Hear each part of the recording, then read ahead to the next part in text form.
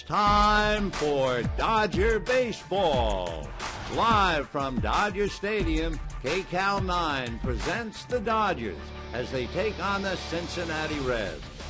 Hi, everybody, and a very pleasant Tuesday evening to you, wherever you may be. The Reds arrive here with their victory last night. They're 3.5 games behind Milwaukee. The Dodgers, by losing last night, suddenly find themselves 7 games behind the Giants. For the Dodgers, they're 500 everywhere. At home, they go underneath. They're a couple under. On the road, they're under 500. And in the Western Division, they're under 500. So they need a quick recovery in all 3 areas. Tonight, they look to Clayton Kershaw, trying to win his 7th in a rematch with Johnny Cueto. Cueto, in Cincinnati, walked off the field leading the Dodgers, only to have the game blown by the relievers, and that was the game when Matt Kemp hit the grand slam home run. So it's the Dodgers and Reds, game 2 of the 3-game series. We'll have it all coming up for you right after this.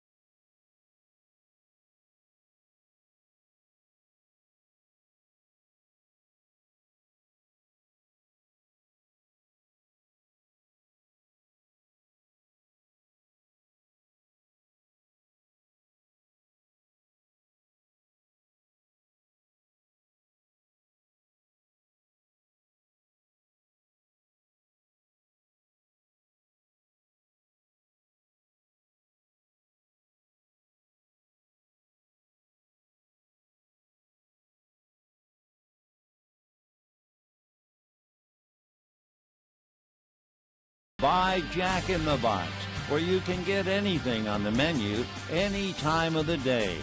And by Southwest Airlines' new Rapid Rewards, unlimited reward seats, and no blackout dates. Hi, everybody, and a very pleasant good evening to you, wherever you may be. We're at Dodger Stadium on another glorious summer's evening. No breeze, warm sunshine, still ready to set. Clear visibility, so the mountains are etched out there in the background. And the Dodgers and the Reds going after each other in Game 2 of the 3-game series. With the Reds coming back to win last night, they have split 4. This will be the 5th meeting of the year. Here's the Reds lineup. Drew Stubbs in center field and Brandon Phillips at second base. Joey Votto, the hero of last night's game, at first base. Jay Bruce in right field. Scott Rowland, good to see him coming back. He's had a lot of problems. Scotty at third base. Chris Heise in left field. Ramon Hernandez will be behind the plate. Paul Janisch at shortstop. And Johnny Cueto on the mound. On the mound for the Dodgers, believe it or not, appearing in his 100th game of his career tonight, and also his 98th start. And among other things, Kershaw has already built up quite a following for a couple of reasons. Number one, he leads the major leagues. The opposition over that stretch, hitting .222 since his big league debut in 2008. He's also 4th in the major leagues with 102 strikeouts. And this year, he's really come alive with the bat, but they're, of course, much more interested in the arm. So Clayton Kershaw, with a record of 6-3, he's had a no-decision game against the Reds. He is 1-1 in his career, 1-0 in Cincinnati, 0-1 here at Dodger Stadium. So here come the Reds. The Reds are 3.5 games behind Milwaukee. They are 2 games above 500. The Dodgers, for the moment, are in 4th place, 7 games behind the Giants, who play Arizona tonight, and the Dodgers are 6 games under 500. Clayton Kershaw ready, in his first pitch of the night, fouled away off to the right out of play, and the count 0-1. Drew Stubbs out of Atlanta, Texas, that is, 32 miles south of Texarkana, Texas. Drew had a tough night last night, went 0 for 5 and struck out 3 times. But he does have 9 home runs, 29 runs batted in, checks on a pitch inside. They look down at first. No swing, says the veteran Jerry Davis, and the count 1-1 strike. So Drew Stubbs, who has 15 infield hits, so he can motor, despite the fact he's 6'4", and he swings at a pitch in on the hands, and the count runs 1-2. For Stubbs, rather awkward to have a leadoff hitter who struck out 3 times last night and has struck out 92 times already this year. The 1-2 the count. Kershaw thinks better, backs off the rubber. Drew at 6'4" and 200, came out of the University of Texas, a first-round pick by the Reds. And Drew takes low. Again, Barajas looks, and again, Jerry Davis says no swing. You know, the Reds have been a different ball club against their own division. In the East, they're under 500. In the West, they're under 500. Against the American League, Dusty is under 500. But in the Central Division, they are 24-14. Now the 2-2 pitch on the way, and that is just off the plate. So Clayton Kershaw goes 3-2 on a lovely evening. The temperature at 67 degrees. Stubbs waiting with Brandon Phillips on deck. Kershaw ready. Here he comes. Check swing foul into the screen. Drew Stubbs, when you look back with his background, 15 infield hits, runs well, and he has the genes for it. His father, Rick, went to Louisiana Tech and ran track for 4 years. And for Stubbs, he was a quarterback, and quite a quarterback at that. And he lifts one to the gap in left center, but it's very playable, and Tony Gwynn comes over to make the catch. So Stubbs, a fly ball to left, 1 down. Let's take a look at the Dodgers with the leather as Gwynn went over to catch that one. It's Gwynn, Kemp, and Ethier in the outfield. Uribe, Gordon, Carroll, and Loney, and the battery of Kershaw and Barajas. So with one away, that brings up the veteran Brandon Phillips, hitting .284, 5 home runs, 36 runs batted in. Phillips, fine all-around ball player, good athlete. And the first pitch to him very high, ball 1. Brandon picked up a Gold Glove in 2008. Although he might strike out a lot, he is not the kind of a hitter who's going to be called out. He's too aggressive for that. And he takes a pitch in for a strike, and they count 1-1. Drew Stubbs flying to left, and now Phillips up there hitting .284. I was looking at his walks and strikeouts. Pretty remarkable. He's only struck out 27 times. 1-1 pitch is hit down the right field line, foul, out of play. 1-2 the count. So Brandon Phillips with 5 home runs. He has had, well, very close now to 300 plate appearances and only 27 strikeouts. So you really have to watch out for him. Brandon, right-hand hitter, had 1 hit last night. Back comes Kershaw in the dirt, and the count 2-2.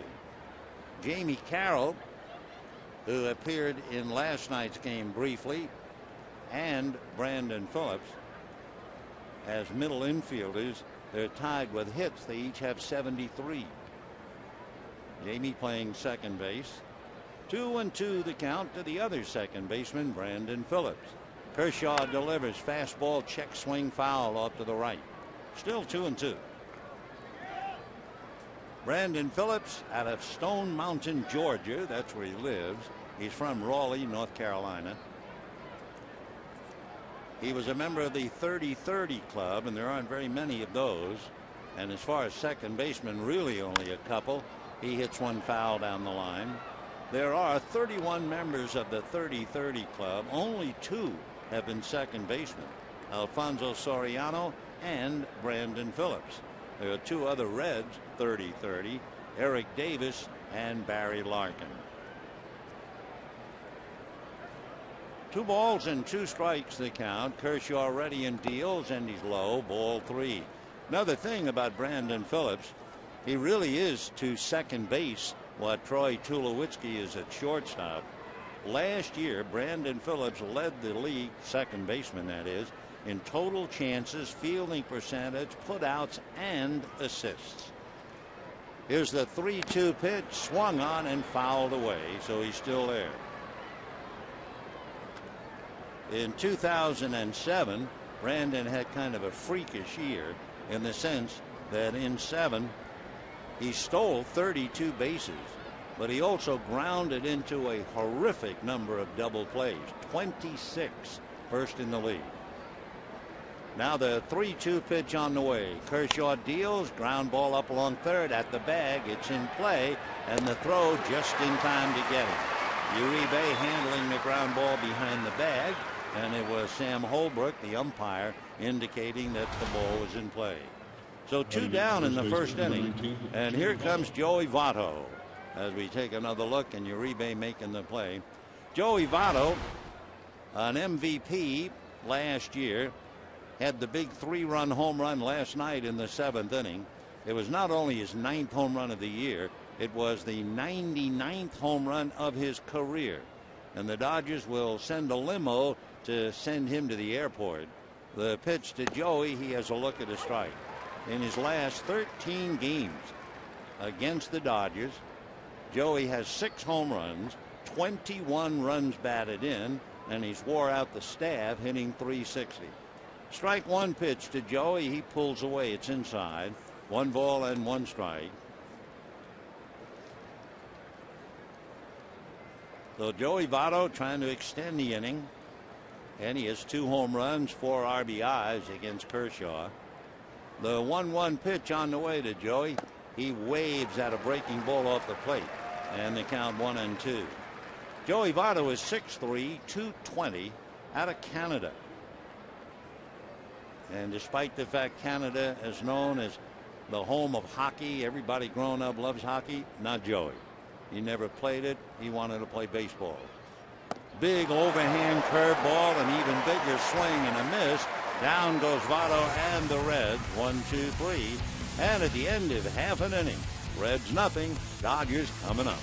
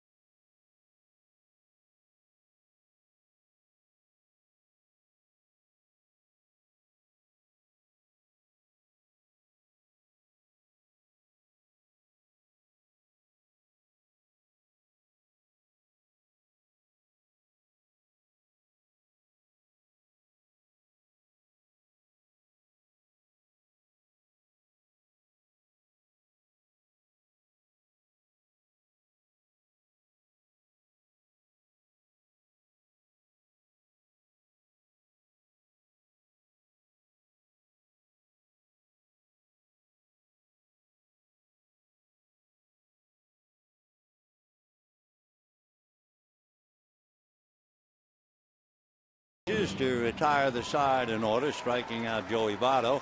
Now let's take a look at the names on the card sent up there by Don Mattingly. D. Gordon at shortstop, Jamie Carroll at second, then the trio, Andre Ethier, Matt Kemp, and James Loney, followed by Juan Uribe and Rod Barajas. Tony Gwynn in left field bats eighth, and Clayton Kershaw on the mound. On the mound for Cincinnati is Johnny Cueto out of San Pedro de Macorís, the home of Pedro Guerrero, among other athletes. He was a free agent signed by the Reds in 2004, and he misses away to Gordon, 1 ball and no strikes. He's 5'11", 185, and he can bring it. The next pitch fouled away off to the left. That was a 92-mile-an-hour fastball. So Cueto working on D. Gordon. D standing for defense, hitting .296 with an RBI. Cueto comes back, and that's fouled off. Johnny Cueto, among other things, had to be paid a rather supreme compliment by Bronson Arroyo. A couple of years ago, Bronson Arroyo was quoted as saying, "The kid is unbelievable. You're talking 1999 Pedro Martinez stuff." So Cincinnati quickly tagged him as Little Pedro. Breaking ball is whacked into center for a base hit. So D. Gordon rounding the bag and holding on with a leadoff single, and that will bring up Jamie Carroll. Second baseman, number 14. Now Gordon has great speed, unusual speed, but at the same time he is really unfamiliar with the moves of the various pitchers. And even if he was familiar with Cueto, he would certainly know that Johnny is very tough on base stealers. In Cueto's career, 12 stolen bases, 16 caught stealing, and 11 pickoffs. So you have your hands full if you're thinking about running against Cueto. So the right-hander wants a new ball, and Jamie Carroll waiting at the plate, hitting .319. The Reds have an academy in the Dominican Republic. A lot of ball clubs do. And Johnny Cueto is the first to graduate from the Reds Academy and make it to the big leagues. And his first pitch inside to Carroll, 1 ball and no strikes. So D. Gordon trying to study the pitcher. Takes his walking lead, held on by Joey Votto. Bottom of the first inning, no score. Carroll has a look, and that's up and in, and a 2 ball, no strike count. Johnny Cueto, and looking at what the Dodgers have done against him, Carroll is 2 for 9. The big guy, as you would expect, Matt Kemp, is hitting .556 against him, 5 hits, including 2 home runs. So 2-0 the count to Jamie Carroll. Gordon holding and the pitch foul back, and the count runs to 2-1. Last night, the Dodgers burned by the Reds, and 5 of the 6 Cincinnati runs last night were scored with 2 out. So the Dodgers trying to get the incentive and get out in front and stay there tonight. Tomorrow, the concluding game, and it will be Travis Wood and Chad Billingsley. Remember, tomorrow's game at 12:10. So Cueto, whose last game was at San Francisco, and he went 7 shutout innings, works way inside, so he's behind 3-1.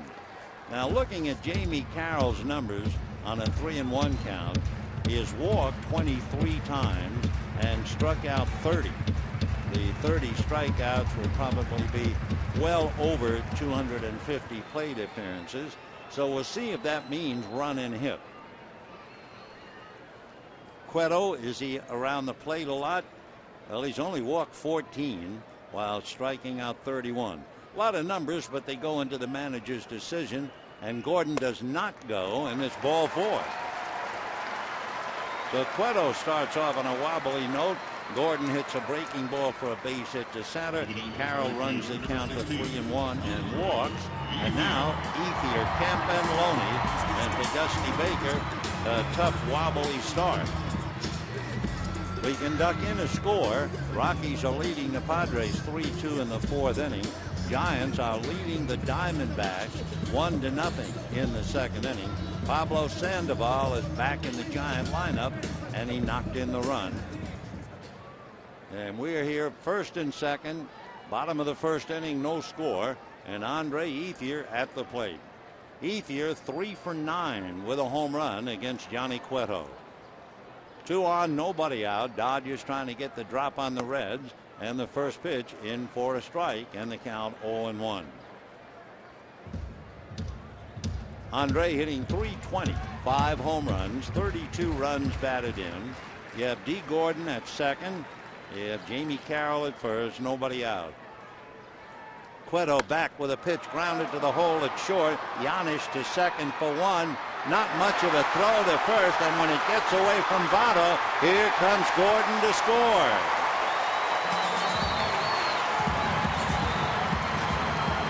So D. Gordon brings in the run with that great speed.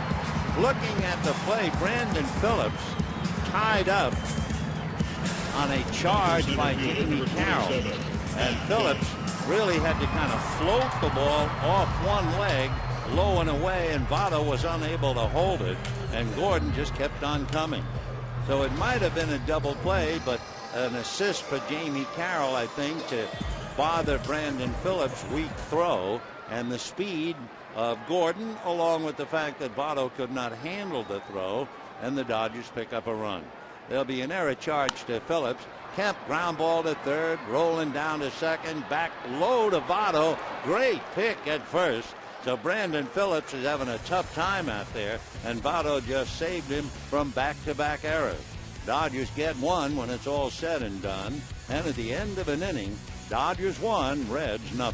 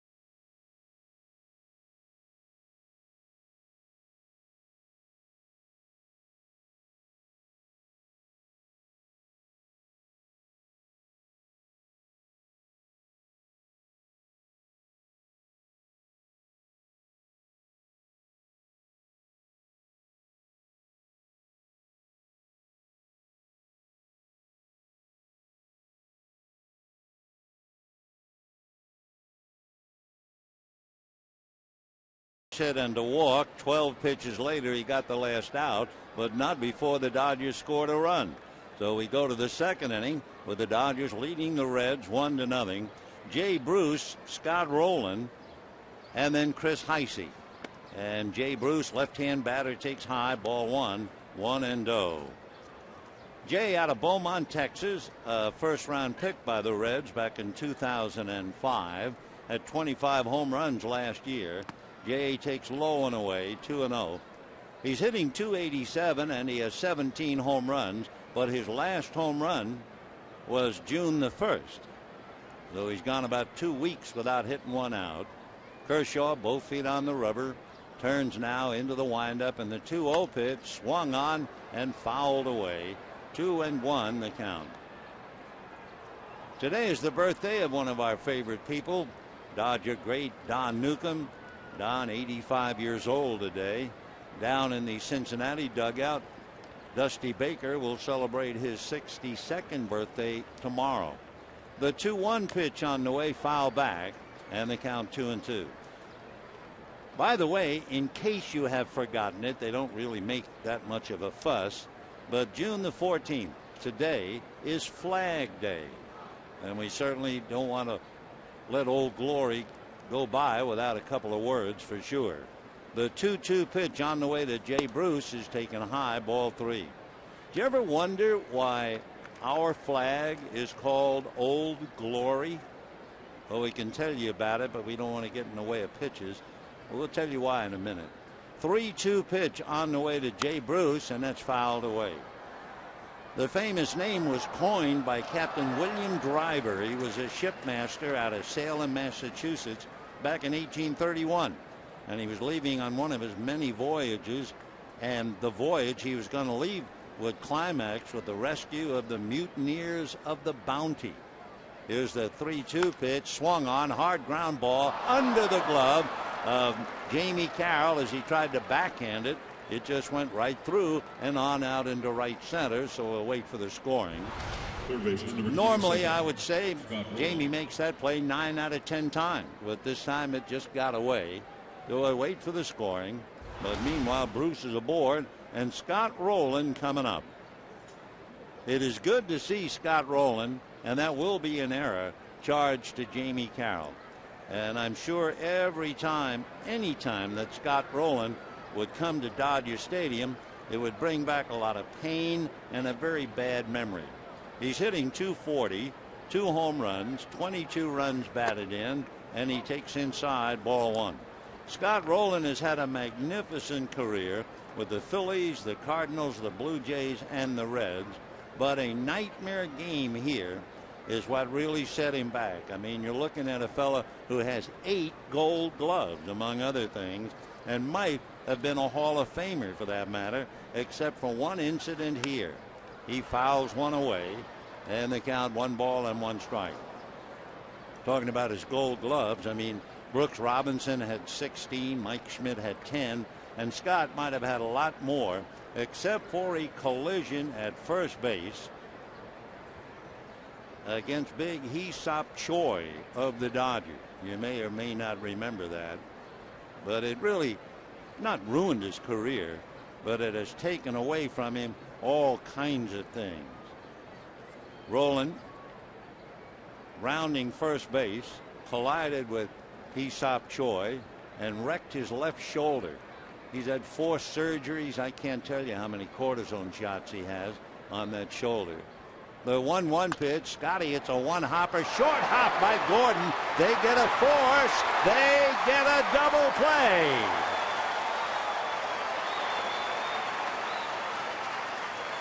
D. Gordon short hops a sinker, makes the play to Carroll, who turns it, and just like that, 2 out. When Gordon short hop and backhanded it, he actually went down on his right side and then turns it into the double play. So Gordon dazzling the audience last night and early tonight as he scored the run. And with 2 out, Chris Heisey is the batter. Fastball by Kershaw, in for a strike. 1-0 Dodgers. We're in the top of the second inning. Heisey hitting .286, 5 home runs, 22 runs batted in. The strike one pitch is low, 1-1. Anyway, when Captain William Driver was going on the cruise that would lead to rescuing mutineers from the Bounty, friends presented him with a beautiful flag of 24 stars, and when he opened it up to the ocean breeze, he exclaimed, "Old Glory," and the name stuck ever since. Of course, the flag has changed. On this day in 1777, the Continental Congress passed the first Flag Act. That would be 13 stars, 13 stripes, and it just kept growing, stars and stripes after that. Curveball bounces, gets away, 2-2 the count. In 1794, it had 15 stripes and 15 stars. Then it moved on, and eventually in 1912, they had stars and 6 horizontal rows of 8 each. Everything that you know about the flag now when you look at it. 2-2 pitch is swung on and missed. Down goes Heisey. That's the second strikeout for Clayton Kershaw. Quite an inning as we salute Old Glory on Flag Day, and at the end of an inning and a half, 1-0 Dodgers.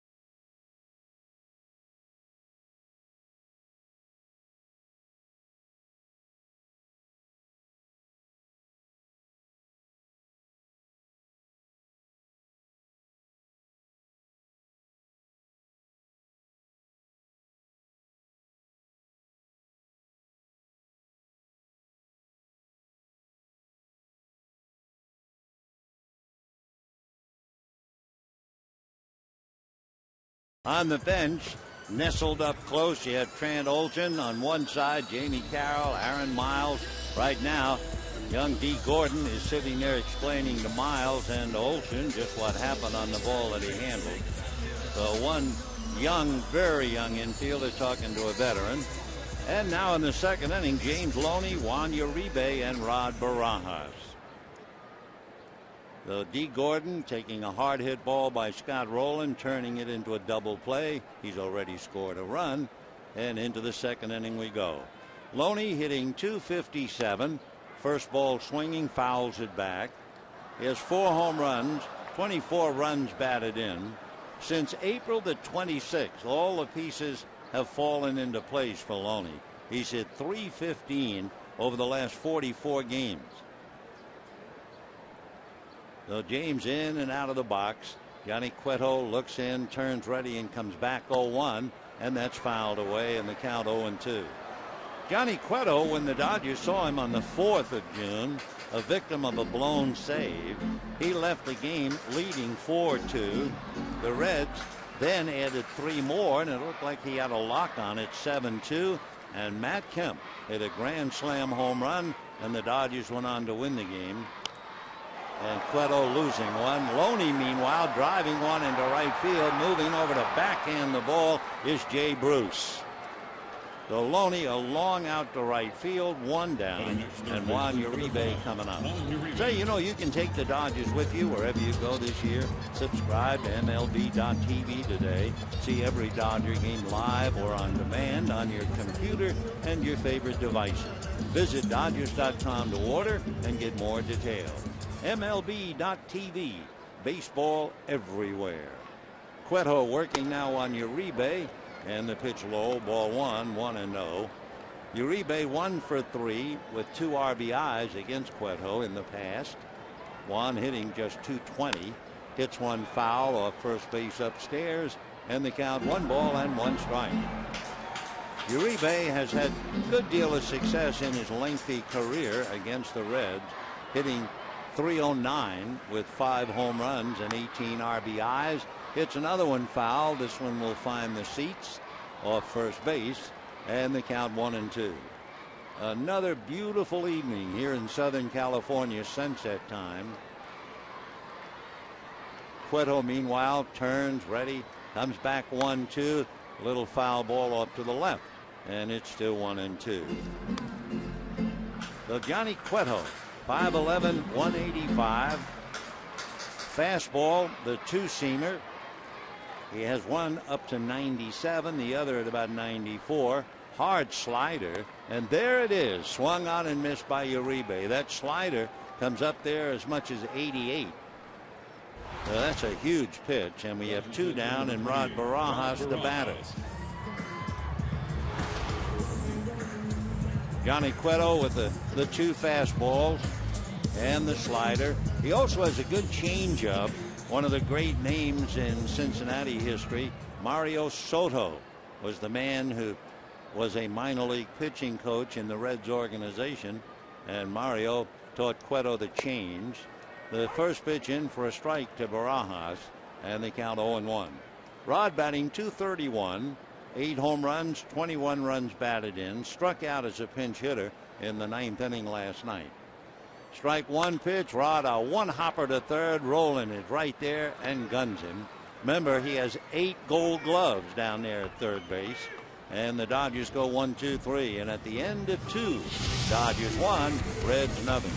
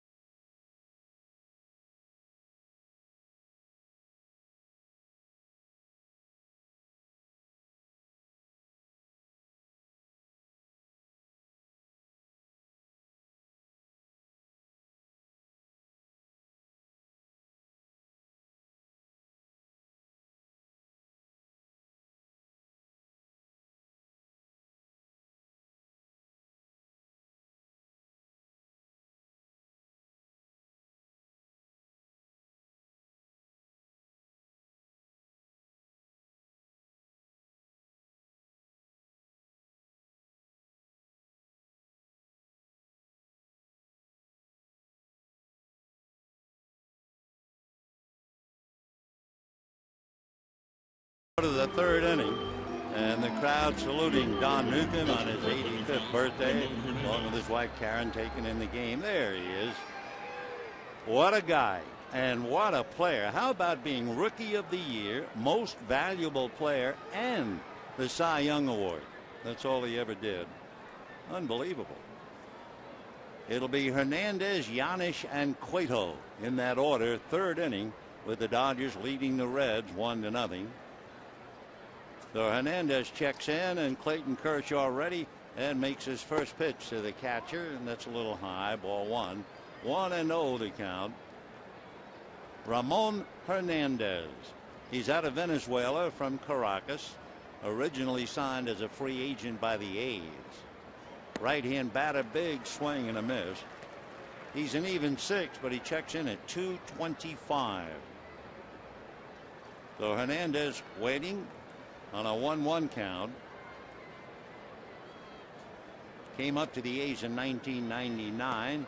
Takes a look at a breaking ball strike, and he's in a hole now, 1-2. Hernandez with the A's, the Padres, the Orioles, and this would be his 3rd year with Cincinnati. 1 ball and 2 strikes. Now the 1-2 pitch on the way. Lifted into shallow center. A trio of Dodgers. Matt Kemp is the captain out there and makes the catch. So we have 1 away in the 3rd inning. And Paul Yanis, the shortstop, coming up.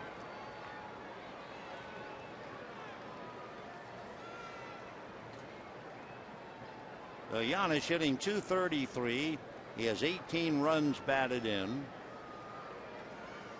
He had Tommy John surgery back in 2005, and he looks at the first pitch for a strike. So the left side of the Cincinnati lineup, Paul Yanis and Scott Rowland, both had horrific collisions in different places at first base, and Yanis takes low, and of course Scott Rowland here. Yanis, that's a Czechoslovakian name. He has no idea why the J sounds like a Y. And the 1-1 pitch on the way. Fastball hit back to Kershaw. He lobs it to first in time for the 2nd out. So Kershaw has retired 8 in a row despite an error. And Johnny Cueto coming up. Johnny Cueto has had 13 at bats. He has 1 hit. It was a single. He has sacrificed 3 times. So John checking in, 1 for 13. 2 out, 3rd inning. 1-0 Dodgers. Kershaw comes back and misses inside. Ball 1, 1-0. Cueto, as we said, is 5'11". Bends at the knees, however, and a little at the waist. The 1-0 pitch. John swings, drives it to right center, but Matt Kemp will pick it off, and that will be that. Nice easy inning. Kershaw now has made just a few pitches, and at the end of 2.5 innings, he leads 1-0.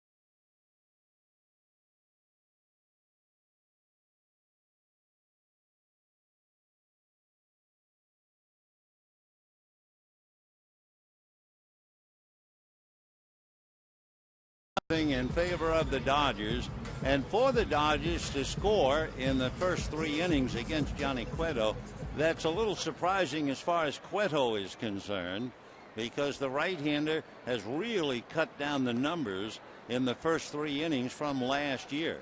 His earned run average last year in the first 3 innings was over 5. His pitch to Gwynn outside, ball 1, and coming into this game, his earned run average in those first 3 just 1.2. But the Dodgers, and the speed of D. Gordon and the throwing error by Brandon Phillips, lead 1-0.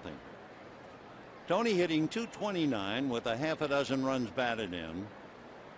Cueto turns ready, and his 1-1 pitch on the way, and that's in there for a strike. 1-2 the count. Cueto, as we mentioned, fastball, slider, great change, and the scouts say just about all of his pitches have late life.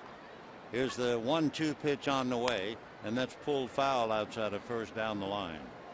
And looking at his work from last year, Cueto held left-hand hitters to a .234 average.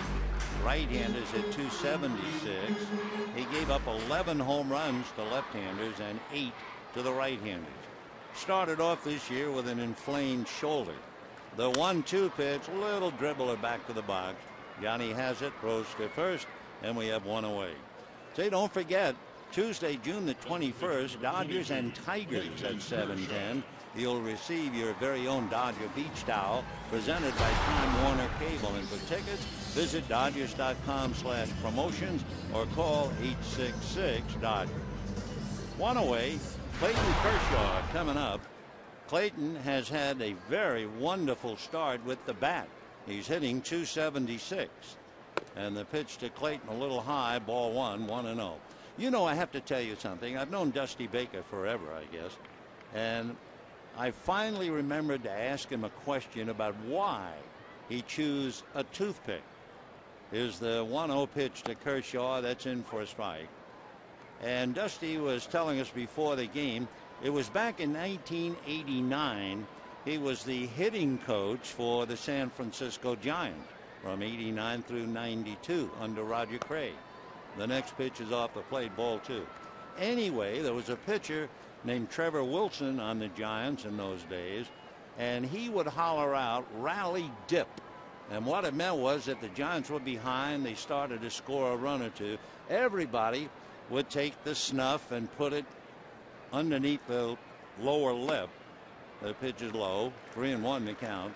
And Dusty, of course, he's a member of the club, and it's rally dip. So he started dipping, and they won 6 in a row. His wife was angry at him. Everybody that he knew off the field kept telling him, don't use that ugly dip. And you know what? He said it got to be a little addictive. Pitch to Kershaw, in for a strike, 3-2. So finally, after they lost a couple of games and he got rid of it, he didn't use it during the offseason. He went to gum, but it didn't work. 3-2 pitch fouled away by Kershaw. So then he went to a toothpick, and he has really moved beyond the toothpick. His toothpicks are custom made now, and they have flavor, and they're slippery. They're like almost olive oil. Here's the 3-2 pitch coming up to Kershaw, fouled away again. Now, he never played while chewing a toothpick.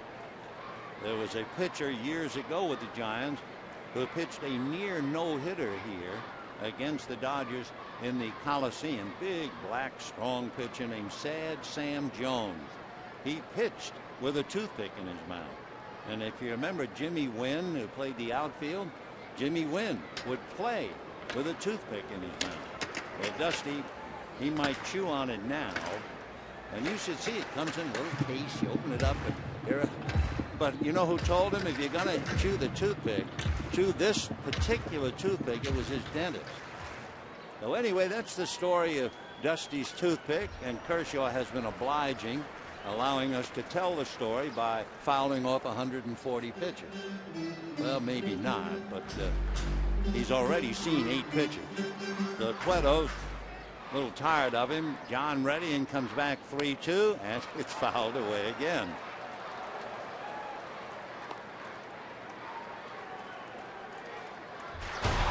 Dusty Baker and his toothpick. Even the Dusty Baker bobblehead has a toothpick. How about that? That's remarkable. All right, Kershaw still there. 3-2, 1-0 Dodgers, third inning. Cueto ready, fastball, believe it or not, foul back. And he's bringing it. That was a 96-mile-an-hour fastball. And Cueto takes a walk. Meanwhile, Rod Barajas looks out as if to say, kind of a surprise, isn't it, the way Clayton is swinging the bat. A pitcher hitting 96-mile-an-hour fastballs. Here's the 3-2 pitch coming up. Fastball fouled away down the left field line. Well, it's interesting. Kershaw swinging the bat well. Don Newcomb, celebrating his birthday, was a very good hitting pitcher. 3-2 pitch to Kershaw. Swung on, driven to the gap in left center. That's a base hit. Over to cut it off is Chris Heisey. So Clayton Kershaw gets applause from Chad Billingsley with a long single to left center field. And the Dodgers leading 1-0. And their young pitcher showing the way with a base hit. Well, Clayton Kershaw got one fastball after another, and that is his 9th hit. He has 1 RBI. And applause from Chad Billingsley. Billingsley is very good with the bat, hitting .280. So what they might have is a little friendly competition. Billingsley hitting .280. Kershaw now has probably moved up at least to .280. It was a 12-pitch at-bat for Clayton.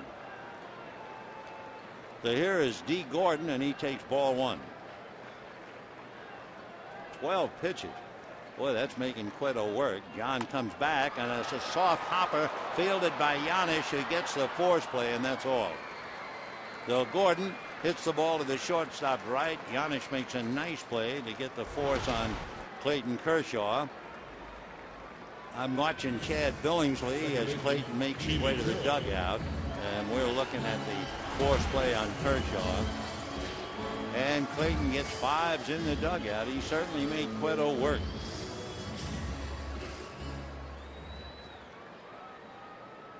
So we have 2 out, bottom of the third. Dodgers lead the Reds 1-0, and here's Jamie Carroll. Single to center, walk after Gordon had single to center. Made a good rolling block on Brandon Phillips, whose throw to first base was wide off the mark, and that allowed Gordon to score. So little things mean a lot. Jamie's slide had something to do with the Dodger run. D. Gordon at first base. With a tremendous speed that he has, he's 2 for 2 in stolen bases. Cueto works the plate, a breaking ball for a strike, and the count 0-2. We mentioned earlier the fact that Cueto is very tough to run on. We'll repeat, he's allowed 12 stolen bases, but 16 have been caught, and he's also picked off 11. Here's the strike 2 pitch. Instead, whoa, did he gun that thing over to Votto? Oh.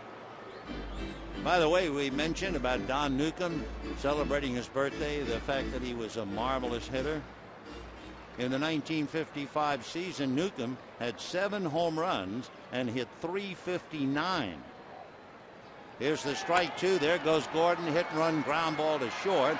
Yanish makes the play, and that's the inning. So Gordon was going. Carroll grounds out.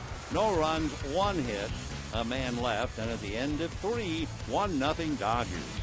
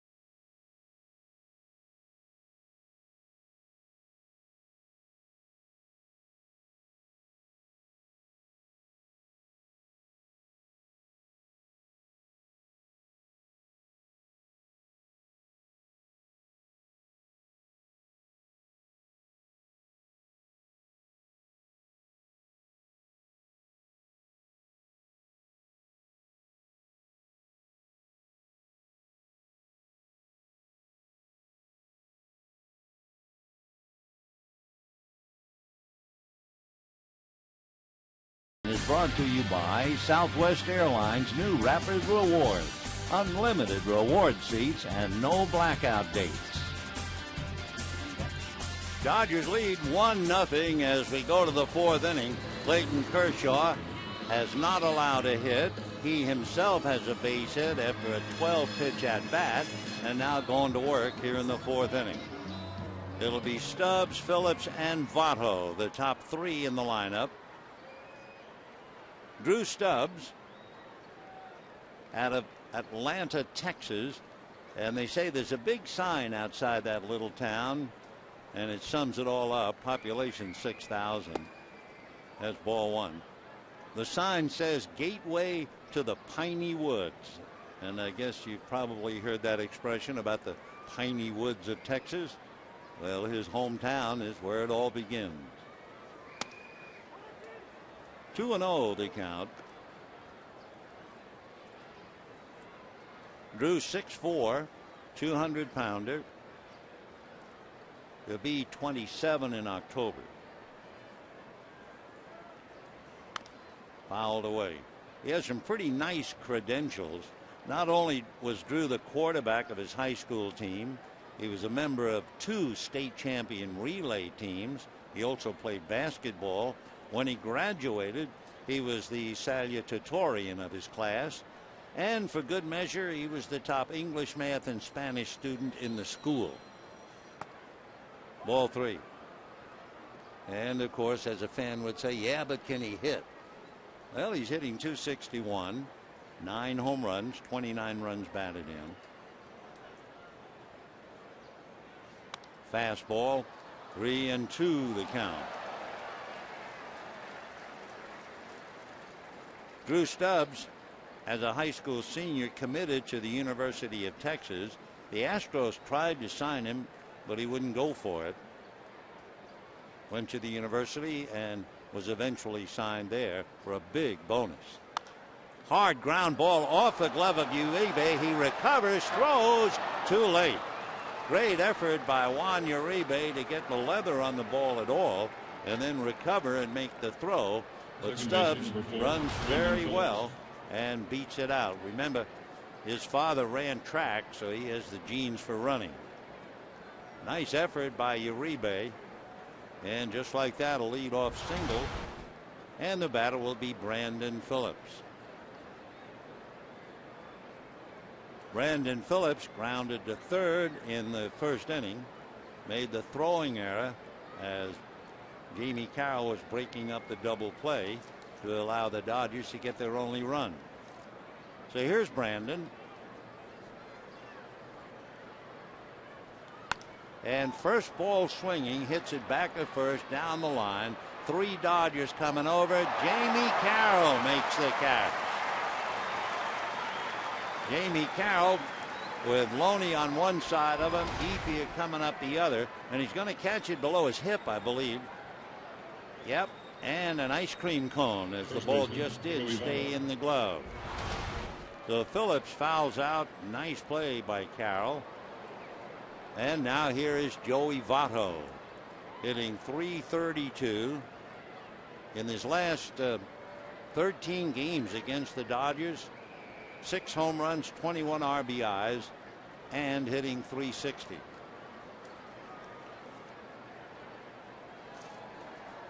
And there goes the run of the pitch low. A hesitant catcher, Barajas, who then throws late.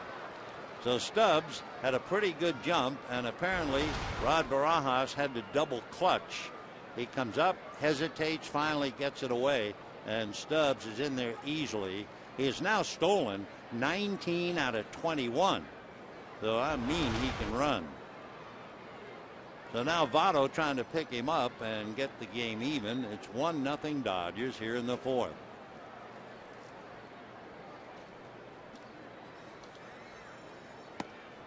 One and one.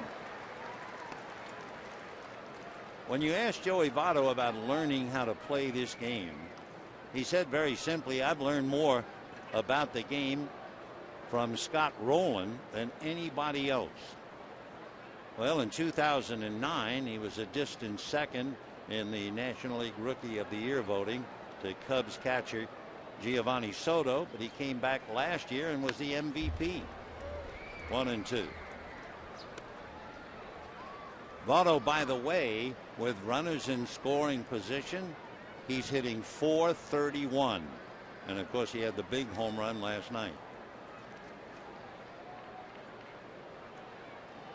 So Drew Stubbs, who can fly, down there at second. 1-2 to Votto. Just did foul it away. Votto, usually a pretty patient hitter. He's right up there on 3-0 counts, 2-0, number one in 3-1, but Kershaw had gotten out in front of him. With all of that, he has struck out 51 times and walked 55. 1-2 to Joey Votto. Fastball away, 2-2. Kershaw has made 56 pitches so far, coming off a 9-pitch third inning. Before spring training in 2008, Joey Votto had laser eye surgery. Fastball fouled away. For Joey, his parents, Joseph and Wendy, they owned a restaurant. And then things went badly up there in Canada. Family struggled. His father became a chef. His mom became a sommelier. She knows all about wine. Joey is 6'3", 220. Holds up on ball 3. And we mentioned last night that Joey Votto says he's always been infatuated with the legend of Ted Williams. He thinks he's read every book ever written about Ted. So Votto, quite a player, and with all of it, he's 27. He'll be 28 in September. 3-2.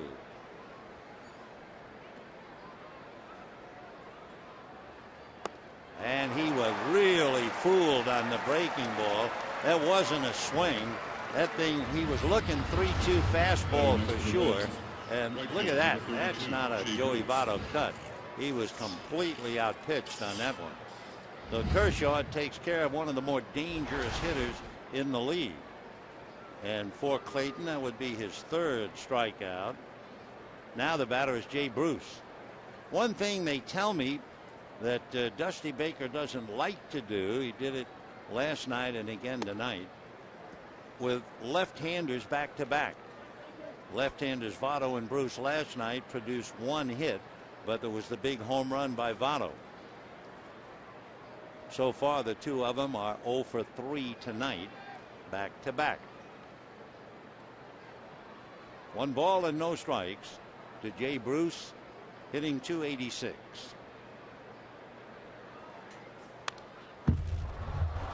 Foul ball makes it 1-1.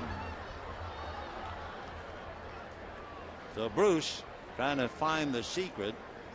Those who follow the Reds say that there are times when you can't get him out, and then he doesn't just cool off a little, then he usually struggles for a while. 1 ball and 1 strike to Jay Bruce. Fastball on the hands, just threw that by him. It was 94 on the gun. The other thing about Bruce that's unfortunate for the Reds, he has 17 home runs. 11 of them have come in games where the Reds have lost. 1 ball, 2 strikes. Breaking ball, 2-2, big overhand curve. Bruce, after the All-Star game last year, really found himself. He hit .306. He had 15 home runs and 34 RBIs. 2-2.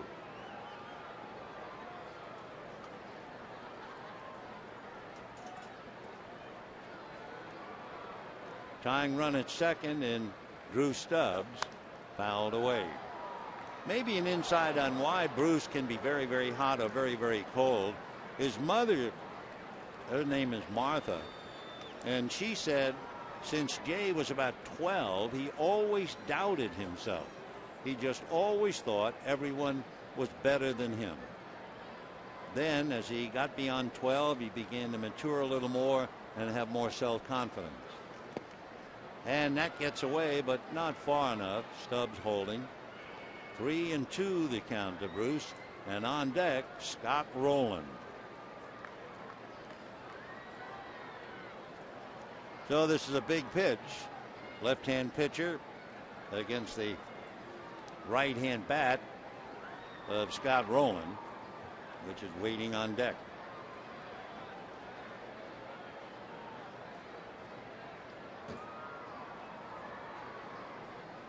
Three and two. Fastball fouled away.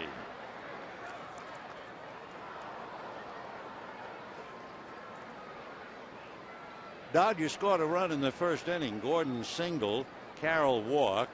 Ethier hit into a force play that might have been a double play, except for the slide by Carroll into Brandon Phillips, who threw the ball away for an error, and Gordon scored. 3-2, and that's in the dirt, so that means Rowland is coming up with 2 on and 2 out. We told you about the collision, Scott Rowland and Hee-Sop Choi. That was in May of 2005. And it really changed the Cardinal third baseman. This was after he had played for Philadelphia. Before that play, that collision, Rowland had not suffered a major injury in years. And since that time, it's just been one problem or another with the left shoulder. Scott Rowland, 6'4", 240, out of Jasper, Indiana. They say that's a town of about 10,000 people near Evansville. And he's up there, 2 on, 2 out, 1-0 Dodgers. Curveball in for a strike. Rowland, 4 shoulder surgeries. Walt Jocketty, who is the general manager of the Reds, formerly the general manager of the Cardinals, made some great picks, and one of them for St. Louis was Scott Rowland, who bangs it down the left field line. That'll go to the box seats. Scoring easily is Stubbs. Here comes Bruce. The relay by Gordon. A close play. He is out at the plate. D. Gordon does another great play. Well, the kid is dynamite. A perfect throw. And he gets 5 from Casey Blake. The throw from Gwynn to Gordon, right on the money to Barajas. Great tag by Rod as well. However, the Reds do get one as we take yet another look at it. And Jay Bruce is nailed at the plate. And at the end of 3 1/2, a 1-1 tie.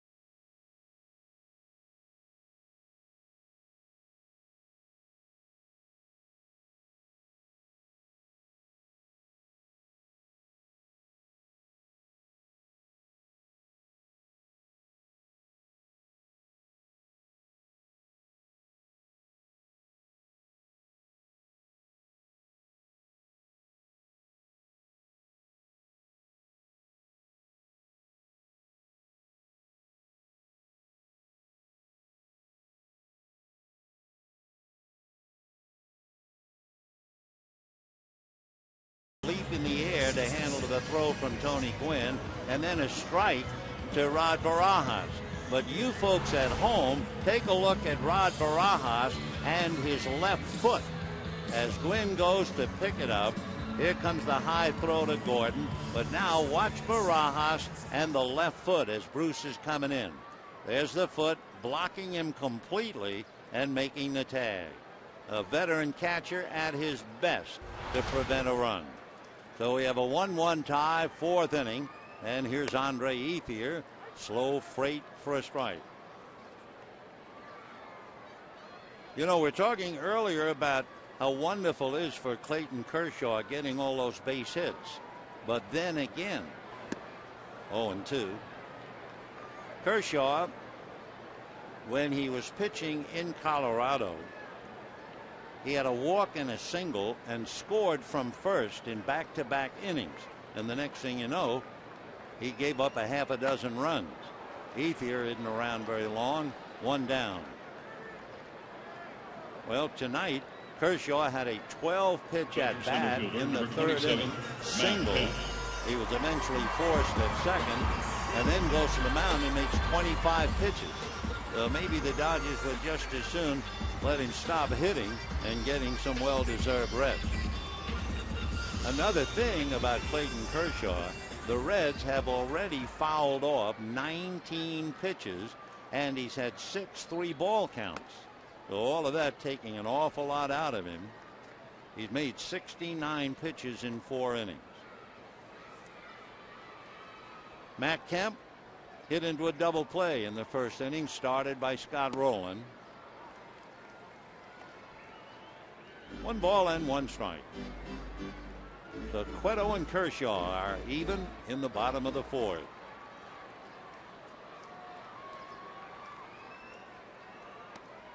Low and inside, ball 2, 2-1.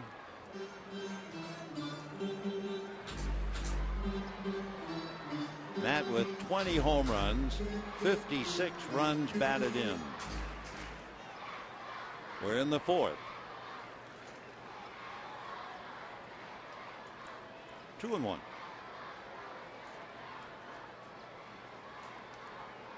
With Matt Kemp and his 20 home runs up there, your first thought would be, how many home runs has Cueto allowed so far this year? The answer is 3.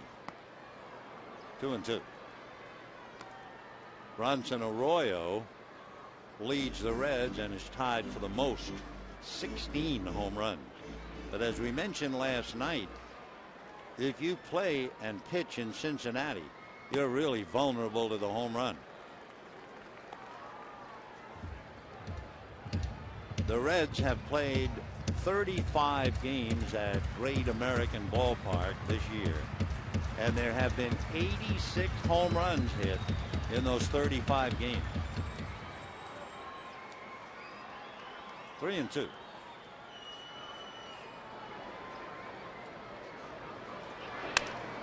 And a little flare over the head of Votto and down the line. A sliding pickup, a throw in. They've got Kemp hung up. Cueto with the ball, gives it to Giannis. Giannis back to Brandon Phillips. Phillips will give it back, and the tag is made, and that'll be that. And the tag by the pitcher, Johnny Cueto. So Matt Kemp, as soon as Votto went into a slide to retrieve the ball, Matt thought, well, he's off his feet. I'm going to try and keep going. And Votto, a quick recovery. Here's where he decides. He sees Votto go down. And eventually Johnny Cueto, the pitcher, is going to make the tag for the out. That's Brandon Phillips. And there is Johnny Cueto. So Kemp, a base hit. A good all-around effort by Joey Votto and the rest of the Reds to get him. And a little flare to right.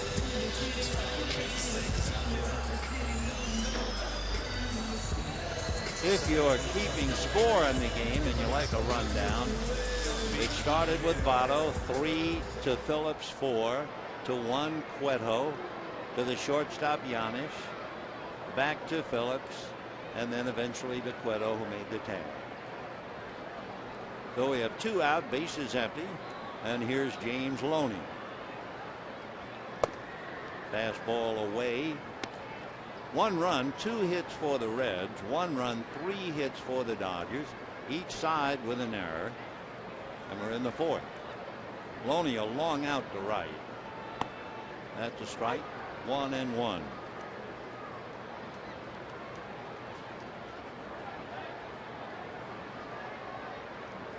Juan Uribe hitting back of Loney.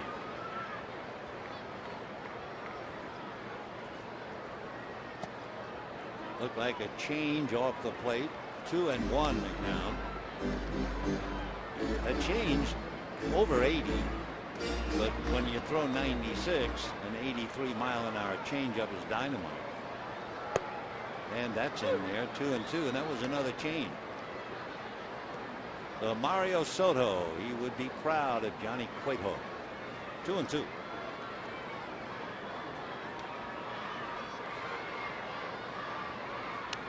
Foul back. Last year, Cueto won 12. He just turned 25.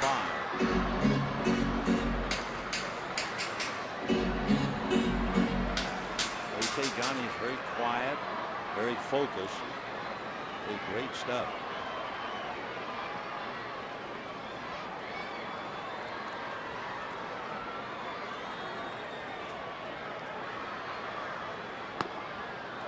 Tried to get that thing on the corner and miss, so he goes all the way.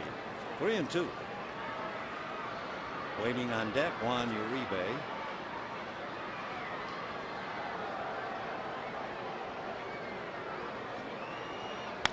And ground ball to first. Votto will take it to the bag, and that's it. So no runs, a flare single, the eventual rundown at Matt Kemp, and at the end of 4, a 1-1 tie.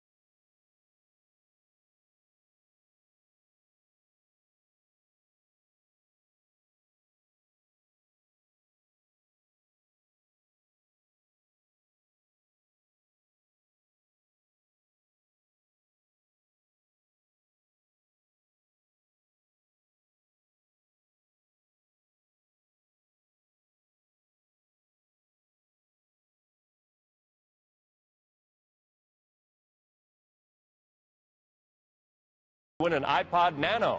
Tonight's winning combination is 14-3-16. Enter now on KCAL9.com/clubhouse combo. Brought to you by Morongo Casino Resort and Spa. 5th inning in a 1-1 tie. Chris Heisey, Ramon Hernandez, and then Paul Yanish. Heisey struck out in the 2nd inning. 0 for 1.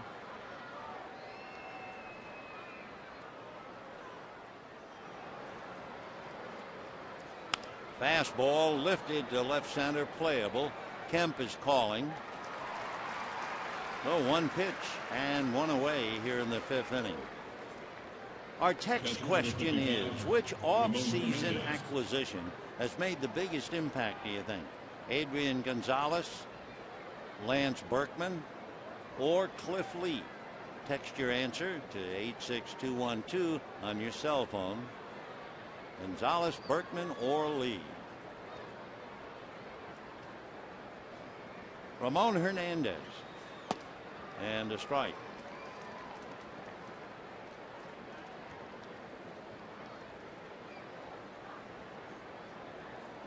Hernandez, a big man. He always has a weight battle. Right now he's listed at 225. He's matured, works very hard to stay in shape, and it's paid off for him.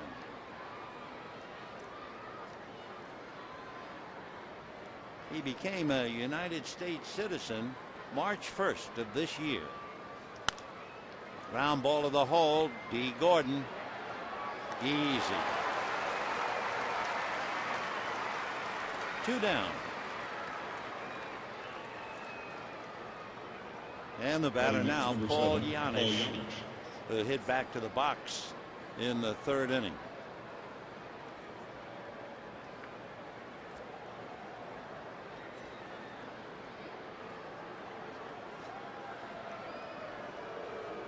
One run, 2 hits for the Reds. 1 run, 3 hits for the Dodgers. Giants beginning a big series over in Arizona. Giants, when the game began, leading Arizona by a half a game, and the Giants are leading the D-backs 5-1 in the 6th inning. Routine ball to count. Well, 1-2-3 inning for Clayton Kershaw. He needed that after a 25-pitch 4th, and it's a 1-1 tie.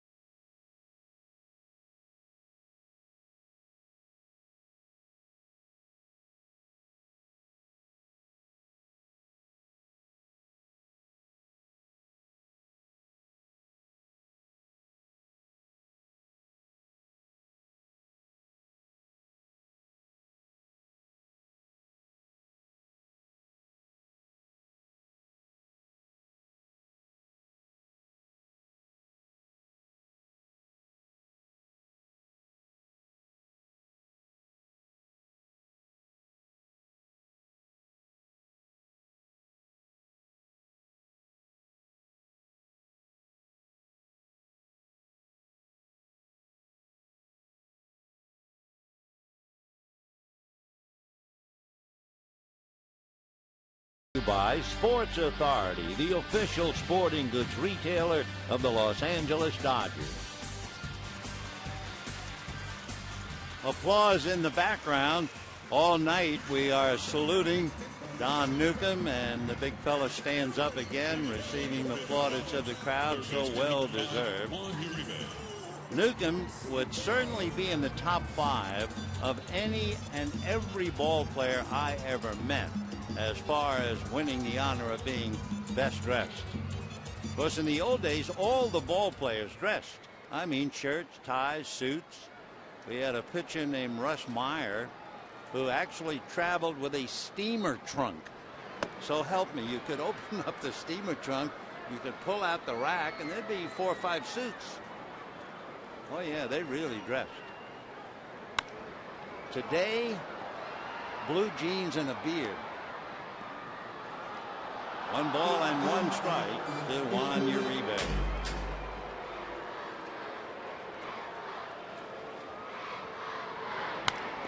Ground ball to Roland. So 1 away here in the 5th inning. That'll bring up Rod Barajas, who grounded to 3rd, but made that great defensive play to prevent Jay Bruce from scoring back in the 4th inning, and has kept it a 1-1 tie.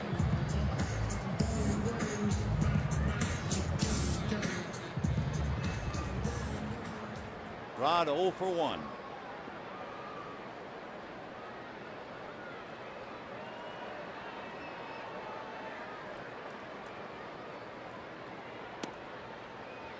off speed at 77 with that straight change. When he's letting go of it, you'd swear it's a fastball. Such a great, easy delivery. Now the fastball, 1-1. Johnny Cueto.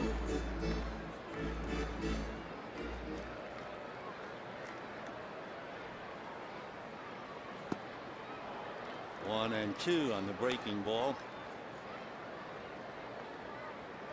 We told you coming into the game that Cueto has dropped the batting average. Right-handers last year hit .271. This year they're hitting about .216. Little pop fly. Brandon Phillips, 2 down. Well, taking a look at the schedule for the next couple of days. Remember, tomorrow it's a 12:10 game on Prime Ticket. Maybe you can be out here and have lunch and enjoy a day in the ballpark. And then the Astros come in Friday, Saturday, and Sunday, all three on Prime Ticket. The Astros will then be followed by Detroit and then the Angels.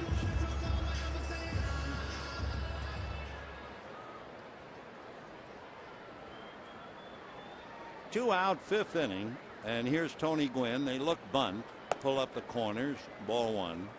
Tony hit back to the box in the third inning.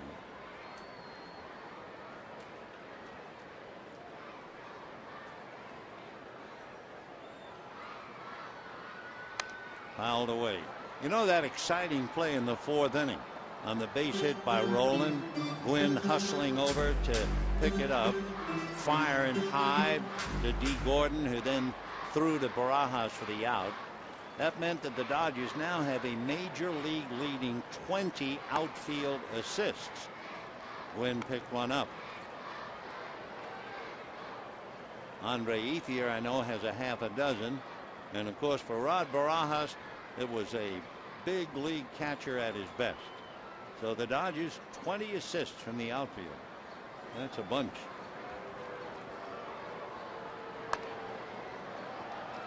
2-2.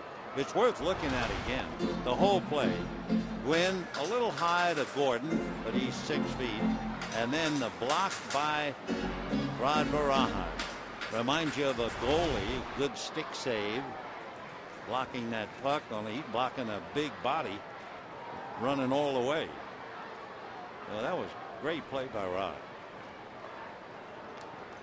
And you can just imagine a catcher, even though he has shin guards, chest protector, he's trying to catch a ball that's been gunned by the shortstop, and he knows the runner is liable to, well, at least knock him flat, and they concentrate to hold on to the ball.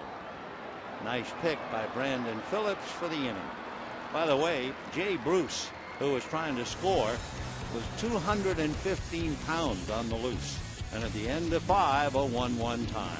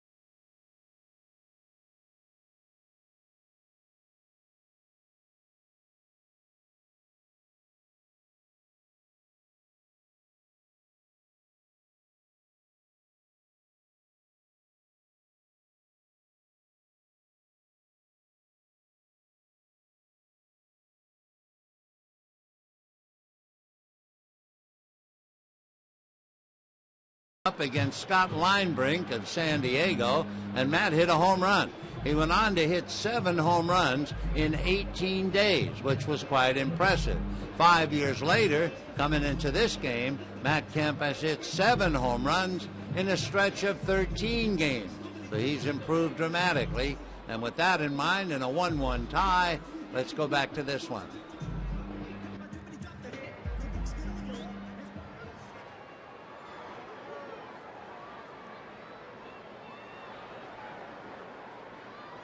Kershaw ready to go, and Johnny Cueto bluffs bunt. For Clayton, after getting the base hit, remember, in the 3rd inning, he went out to the mound and made 25 pitches in the 4th, giving up the run. Big bouncer, long throw for Gordon, and it's in time. 1 away. Anyway, after that 25-pitch game in the inning 4, he came right back in the 5th inning and made only a half a dozen pitches. So obviously he's a lot better off if he's off the bases. Drew Stubbs flied to left, singled off Uribe's glove. It was a great effort by Uribe to hold it to a single, otherwise it's down the line for a double. Then Stubbs stole second base. He's stolen 19 out of 21 against a pitcher who is very, very tough to steal on.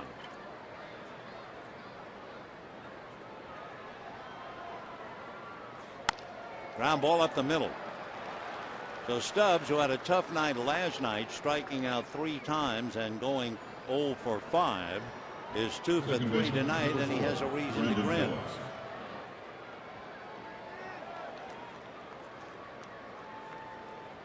Three hits and a run for the Reds. 3 hits and a run for the Dodgers. And now the batter is Brandon Phillips. 0 for 2. He was 1 for 4 last night with a walk, and the walk was important. It was followed by a home run by Joey Votto.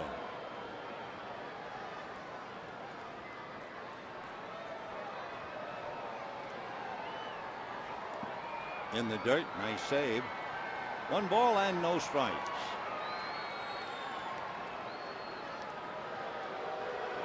Brandon Phillips has the fine genes.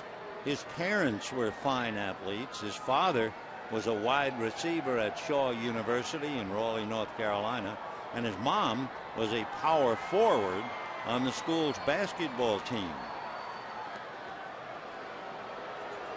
Remember, we told you how tough Kershaw is on base stealers, but Stubbs stole second in the 4th inning. So it means in Kershaw's career, he's given up 20 stolen bases, but there were 18 caught, and he has 33 pickoffs. Fouled away. So with all of his other abilities, Clayton does a terrific job holding on the runner.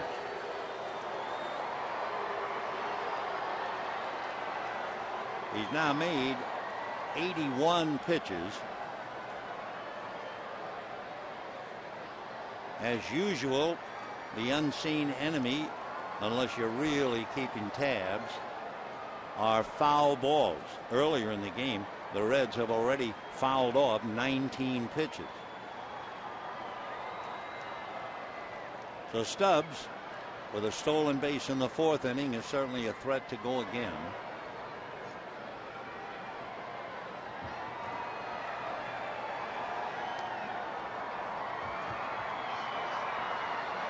One ball and 1 strike.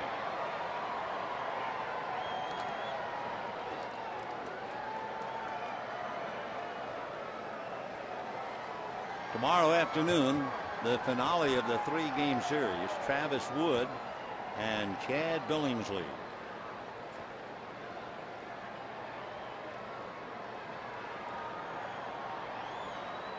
One ball and 1 strike. There he goes. Pitch is a strike. A throw on a bounce, and he's in there. So Drew Stubbs with 2 stolen bases. Barajas double clutched back in the 4th inning and could not get off a good throw. It looked like Stubbs might have beaten it anyway, but had the ball been in the air all the way, and even then Carroll thought he had him. That close. The foot and the tag. Jamie said yes. No. So Stubbs in scoring position with 1 out. Phillips and Votto trying to pick him up, and Kershaw wants to talk to Barajas.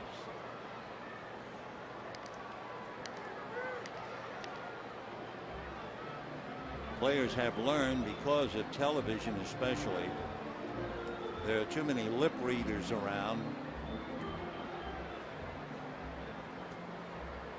1-2 the count to Brandon Phillips.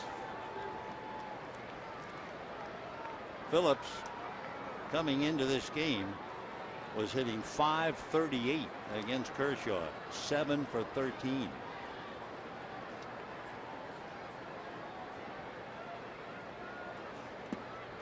Two and two.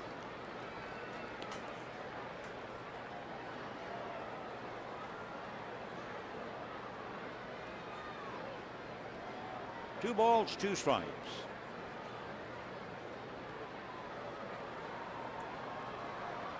Phillips got his first major league hit. Gave the ball to his mom. And down he goes. So Kershaw has gotten him 0 for 3 without hitting a ball out of the infield. Now let's see what the Dodgers do with Joey Votto. Another left-hand hitter back of him, and that's Jay Bruce. Votto struck out in the 1st inning and struck out in the 4th. Coming into the game, he had 2 home runs and hitting .308 against Kershaw.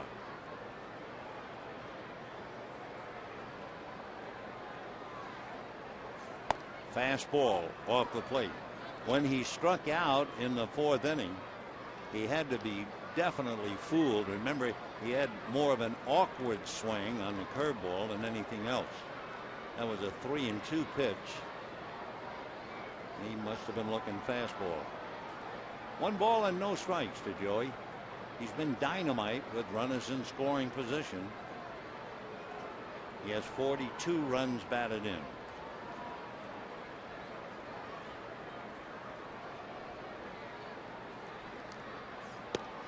Check swing and a strike. 1-1.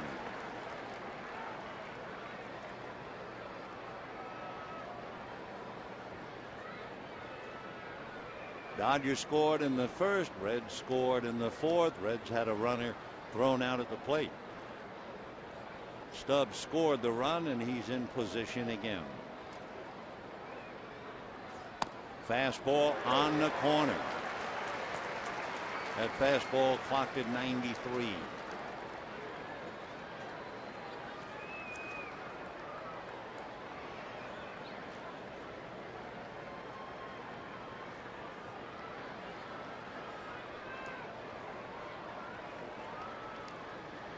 One ball, 2 strikes. There's the curve and a fly ball. Gwynn is there. That's that. Last time he couldn't even connect on the curve. This time he just hits a lazy fly ball. Nice bit of pitching by Kershaw. They leave a runner at 2nd, and at the end at 5½.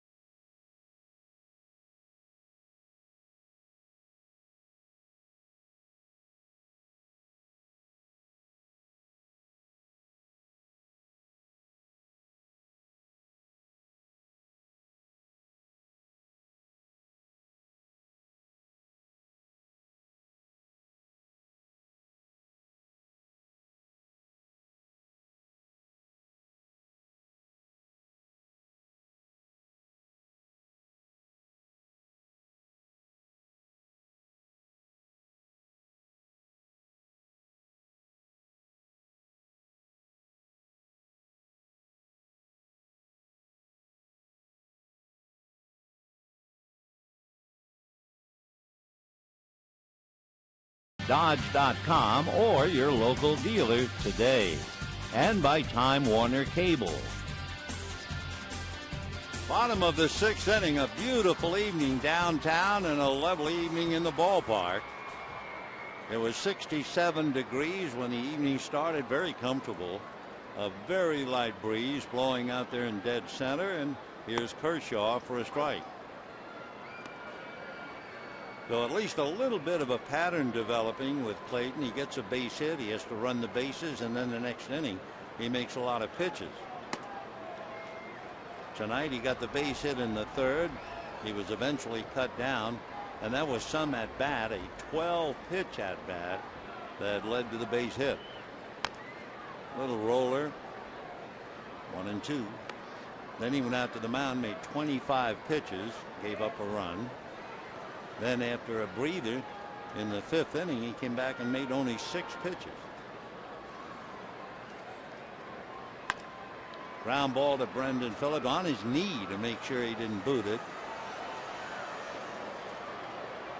So a veteran second baseman making sure that didn't get away. So maybe the Dodgers are just as well and happy that Kershaw can sit down. Dee Gordon singled, came around to score on a throwing error by Brandon Phillips, and last time up hit into a force play. Gordon was the middleman, making that fine relay throw to Rod Barajas that cut down Jay Bruce, and look at him run, and causing a wild throw, backed up by Phillips, who falls down and throws too late. He is really fun to watch. So Phillips slipped and fell, and he is very slowly getting up. And Gordon, with that bunch, shows the electrifying speed. Cueto hurries, throws it off the glove of Votto, backed up by Phillips, who throws on a bounce, and D is in there with a tag against Giannis.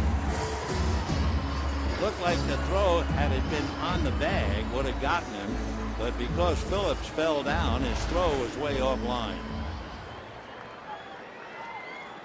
It will be a base hit and an error charged on the overthrow by Johnny Cueto. The bunt single, error pitches.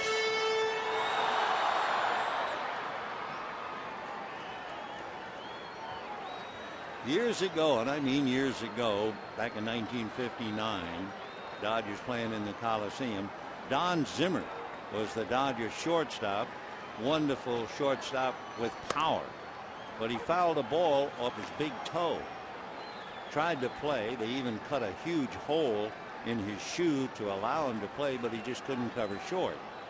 So they reached down and came up with an unknown player named Maury Wills. Fastball, a one-hopper, nice stay by Giannis to go with it.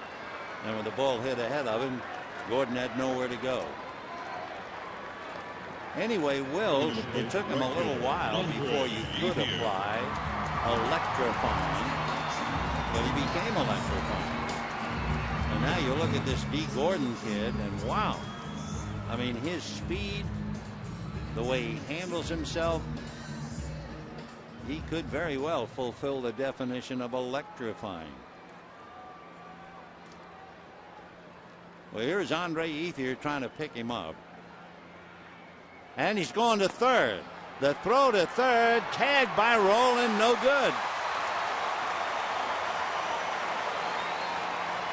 So D. Gordon steals third.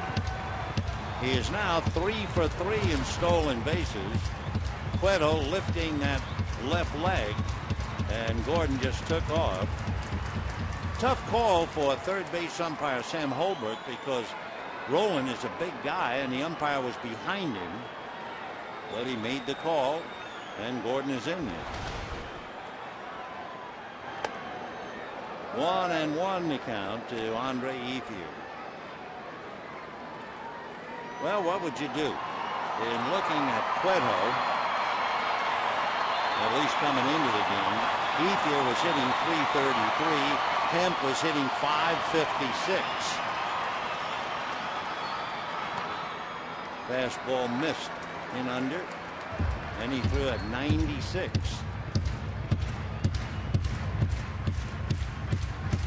Diamondbacks have come back on a 3-run home run by Miguel Montero. So it's now Giants 5, D-backs 4, 7th inning. Gordon walking down the line from third. 2-2 the count to Andre Ethier. Gordon, by the way, in the minor leagues 2 years ago, he was playing at Great Lakes. He stole 73 bases. So then they moved him up to AA in Chattanooga last year. He stole 53 at Chattanooga. So they moved him up to triple Albuquerque, and he stole 22 more. So he had 75 stolen bases last year. And he is really trying to distract Cueto. You would certainly not expect even Gordon to try to steal home with a left-hand hitter at the plate. But then again, who knows? 2-2 to Andre Ethier. And fooled on a breaking ball, strikes out, and Gordon, with all his speed and all his flair, is left at third. No runs, a hit, an error, a man left, and we're still 1-1.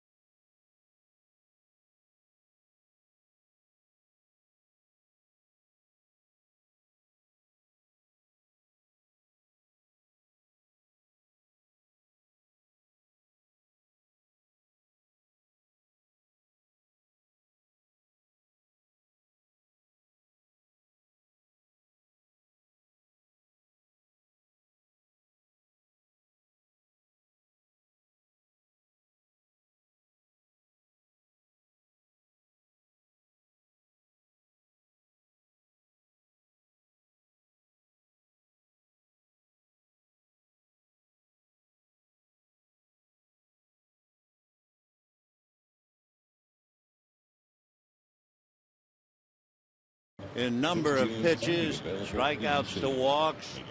Kershaw with 3 hits allowed, Cueto 4. And we're heading for the 7th inning in a good old-fashioned pitching duel and plenty of excitement. Thanks to D. Gordon, we've had a great play at the plate, and Gordon appears to be almost everywhere. 2 for 3. He has scored the Dodger run. He has stolen third base. For the Reds, Drew Stubbs has 2 stolen bases, 2 hits, and he scored the run for Cincinnati. So here's Jay Bruce. Foul ball. It was Bruce who was cut down at the plate on that fine block by Rod Barajas. Jay reached on an error by Jamie Carroll and walked. 0 for 1.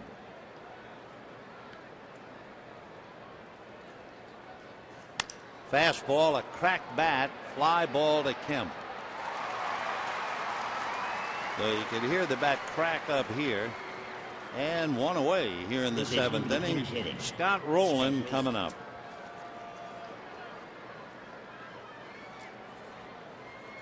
Rowland, blessed with so much ability, so much athletic prowess, it's hard to believe. I mean, he's not only a great baseball player, he was a terrific basketball player in a state, Indiana, that goes wild over basketball. He was All-State in basketball, nominated for All-American. He was good enough. Bobby Knight wanted to talk to him about coming to the university. Ground ball to Uribe. 2 down. Roland played football. He played tennis for 3 years. In fact, in his senior year, in singles, 26-0. Well, by the way, remember our text message, which offseason acquisition has made the biggest impact? Adrian Gonzalez, Lance Berkman, Cliff Lee. Right now, Adrian Gonzalez leads 58%. Lance Berkman is second. Cliff Lee is third. Text your answer, 86212 on your cell. 2 down here in the 7th inning, and here's Chris Heisey. Little breaking ball strike. Heisey struck out, fly to center. Kershaw has allowed 3 hits and 1 run. Cueto has allowed 4 hits and 1 run, and we're in the 7th.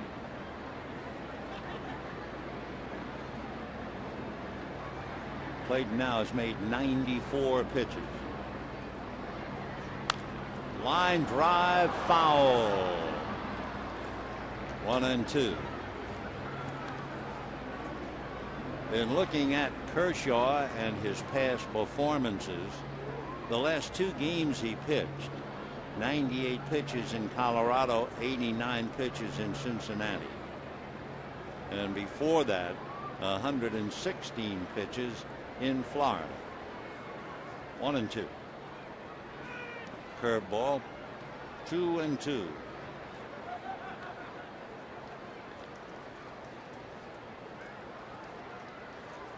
Clayton is 6-3, 1-1 in his career. The victory was in Cincinnati and the loss here.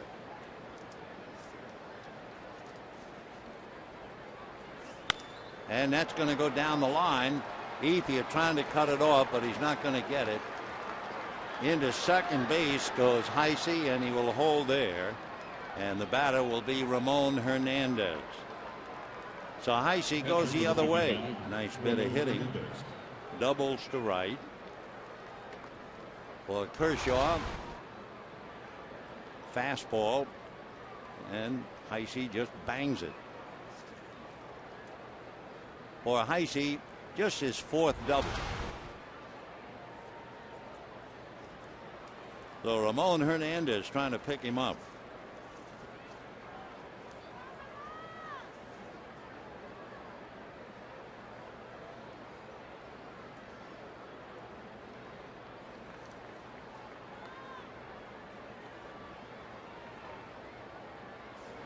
Fastball popped in there at 94. 0-1 the count.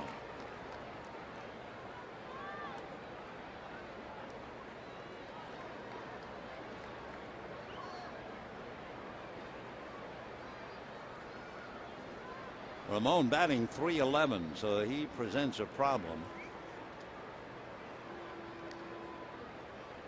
He took that fastball for a strike, which is a little surprising for him. Trying to pick up Heisey and break the tie. 1 ball and 1 strike. Down in the Dodger bullpen, Blake Hawksworth tuning up, and Kershaw getting right up to the 100 pitch mark. 1-1.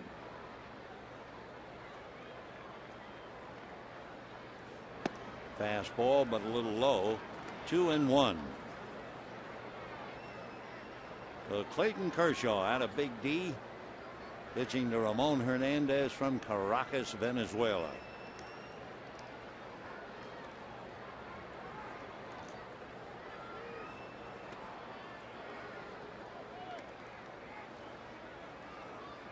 So 3-1 the count, and they've decided let's not monkey around.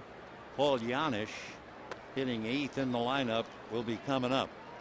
So Don Mattingly decides to put Hernandez aboard. For Clayton Kershaw, he gives up a walk. That's only the 2nd walk that he's given up tonight. Remember, he walked Bruce who was eventually cut down at the plate. So here's Giannis. Giannis went to school at Rice University. He lives in Cypress, Texas. Johnny Cueto, the pitcher, is out on deck. And ball one. Last year, Giannis hit .308 against left-hand pitching.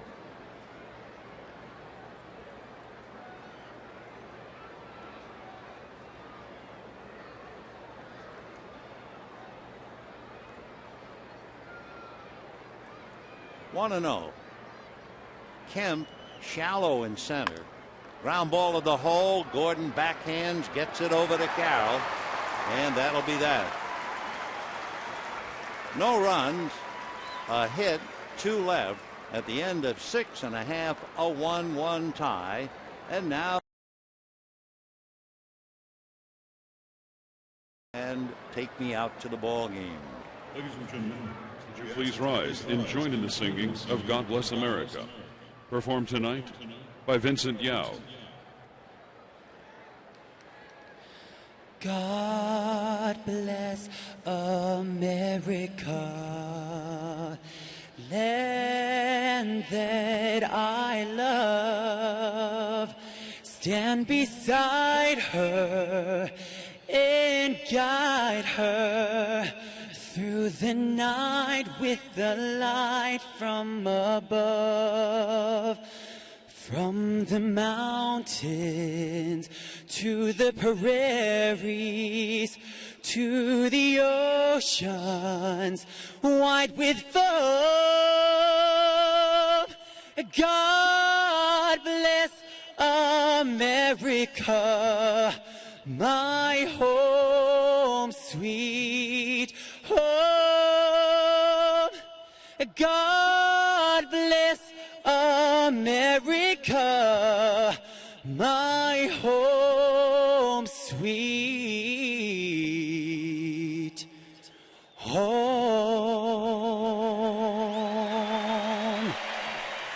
Vincent Yao.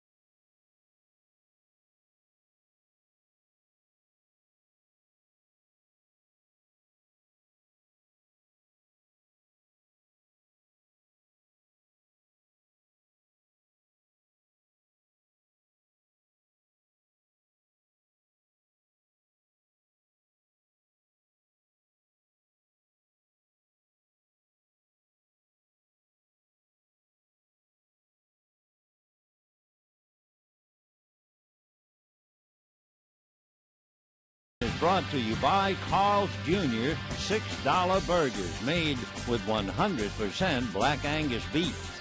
And by 76 Gas, proud sponsor of the Los Angeles Dodgers. 76, we're on the driver's side. We have a 1-1 tie as we go to the bottom of the 7th inning. It'll be Matt Kemp, James Loney, and Juan Uribe. For Clayton Kershaw, he made 16 pitches in the 7th inning, so his pitch count is now up to 104. His high for the year, 117 against the Giants way back in April, and 116 the end of May against Florida.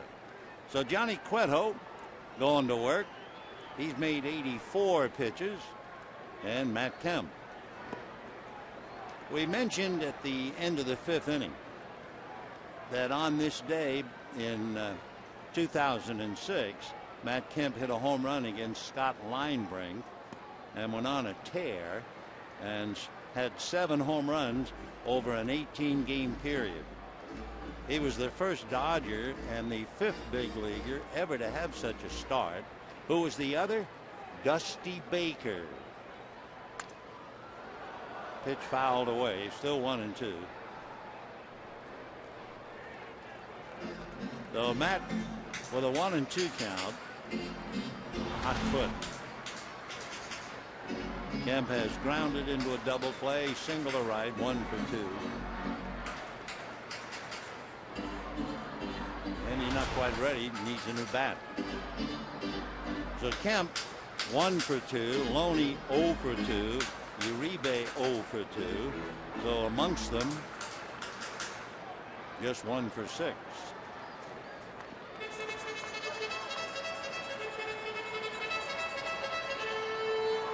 That's still not 100%. That's what hurts.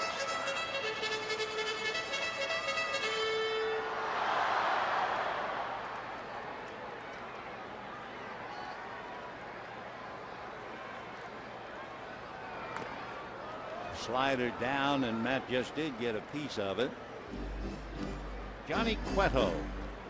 He's quite a young pitcher. The first graduate of the Cincinnati Academy in the Dominican Republic. And Slider takes care of Matt. Say, don't forget tomorrow at 12:10, half price food and soft drinks, and watch the Dodgers in their 1940 style throwback Brooklyn uniform with the red. For tickets, call 866-DODGERS or visit Dodgers.com/throwback. So Cueto strikes out Kemp. Now he has Loney, who is 0 for 2, fly deep to right and grounded to first.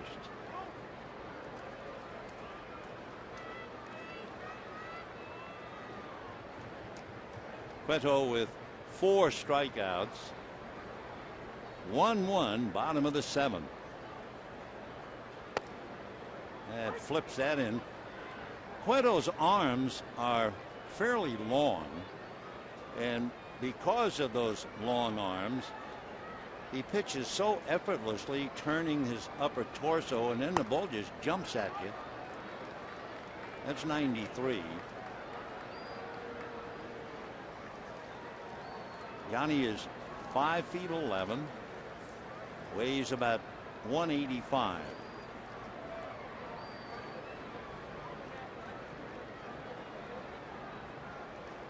Fastball on the hands. 2-2. That fastball, and it looked like he threw so easy, was 97.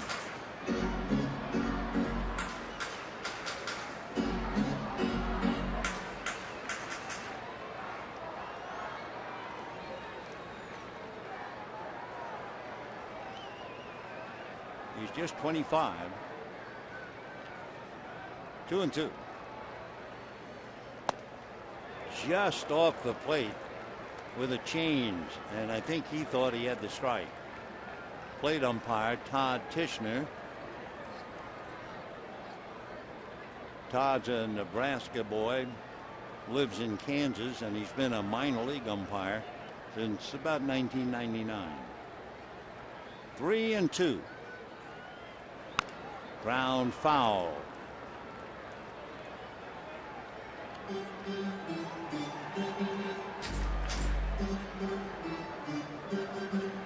The toughest at bat as far as Cueto is concerned was actually Clayton Kershaw back in the 3rd inning, when Kershaw had a 12-pitch at bat, and on the 12th pitch singled. 3-2 to Loney. Fastball. Gun says 96.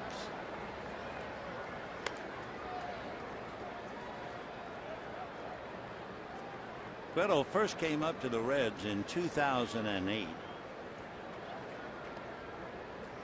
He won 9. Next year he won 11. The next year 12. And the Heat 95 to take care of Loney. That's 3 consecutive strikeouts for Johnny Cueto. He got Ethier in the 6th, Kemp and Loney here in the 7th, and the batter will be Juan Uribe. So no matter how the ball game comes out, all the things that the Reds have said about Johnny Cueto certainly holds up upon inspection. Big slider, ball 1.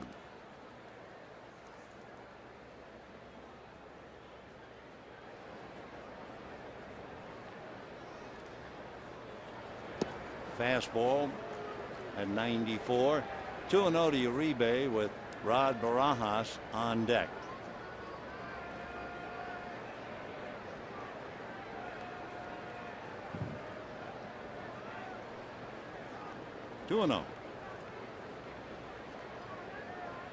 Fastball and a high drive into deep right field. Going back is Bruce at the wall. Can't make the play. Uribe is on his way into second base with a double.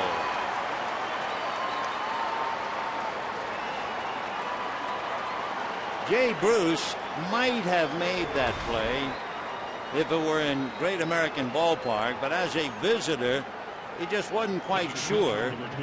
Right there, the glove was inches from where the ball hit. Take another look. Up he goes, right over the tips of the glove. So a 2-out double by Uribe to right field, and the batter will be Rod Barajas.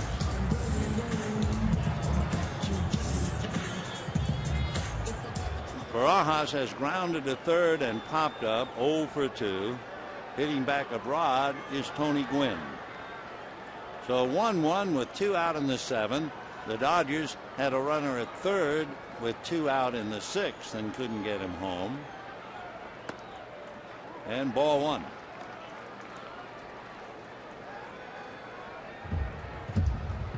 Rod batting .229.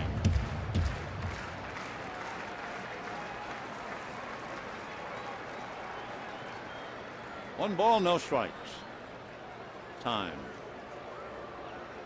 Cueto has now made 101 pitches.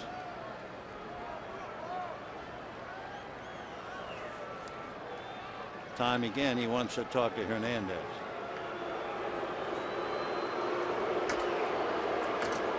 So Ramon Hernandez from Venezuela. Johnny Cueto from the Dominican.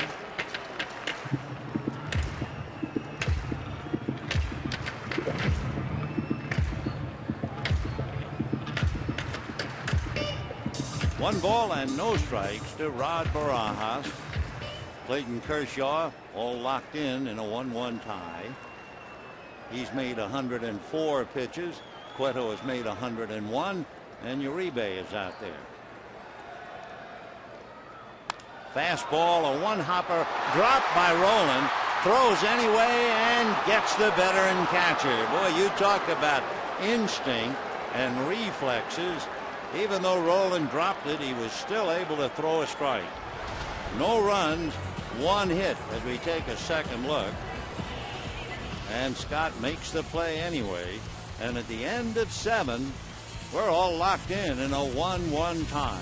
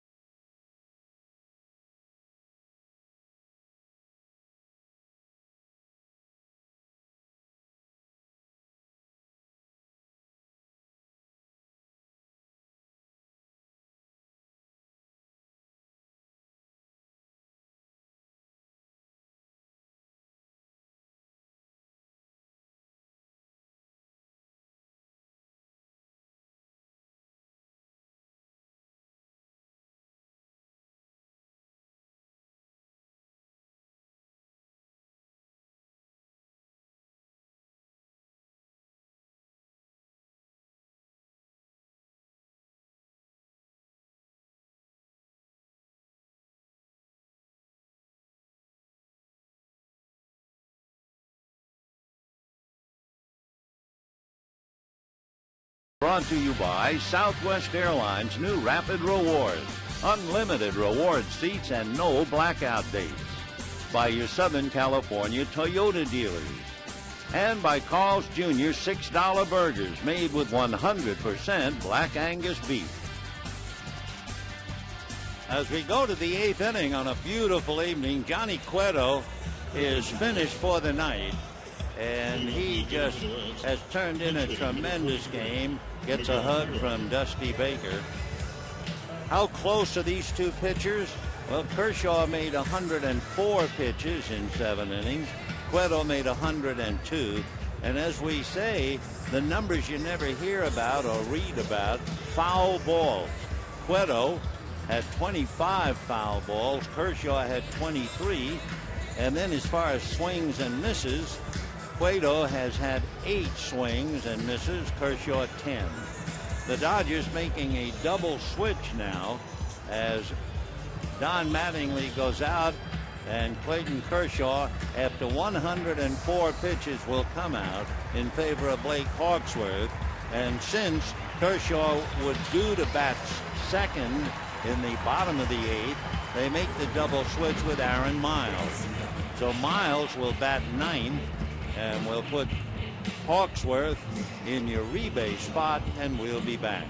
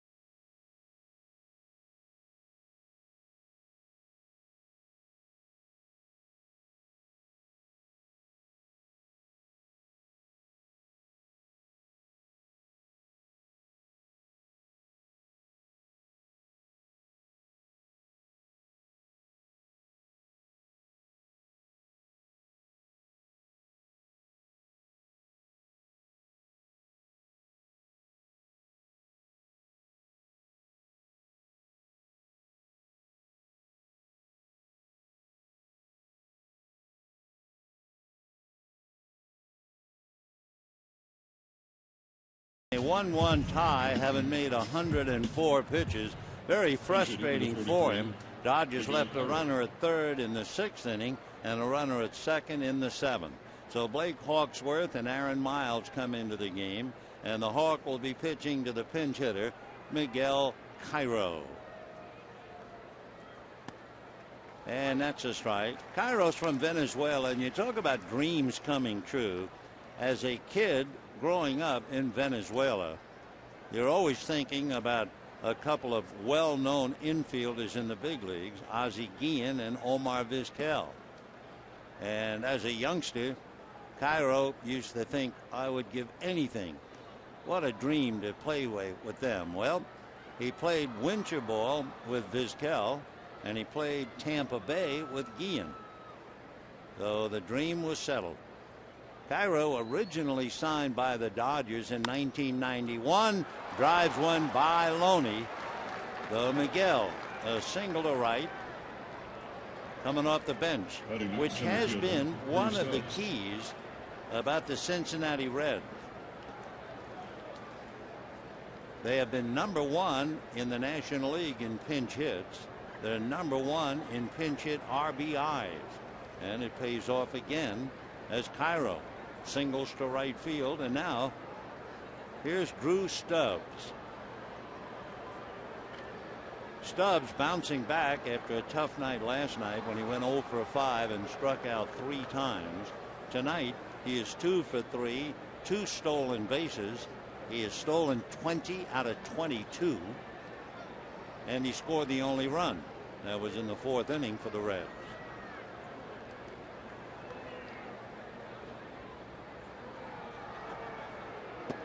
Showing bunt, takes ball 1. Brandon Phillips, looking for his first hit in the series, is on deck. Dusty looking for a run any way he can get it. So he got a base hit against Hawksworth. Scott Elbert begins to throw in the Dodger bullpen, looking ahead to Votto and Bruce, back-to-back left-handers.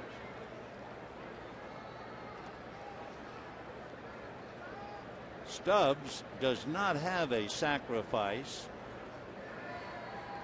Cairo does not have a stolen base.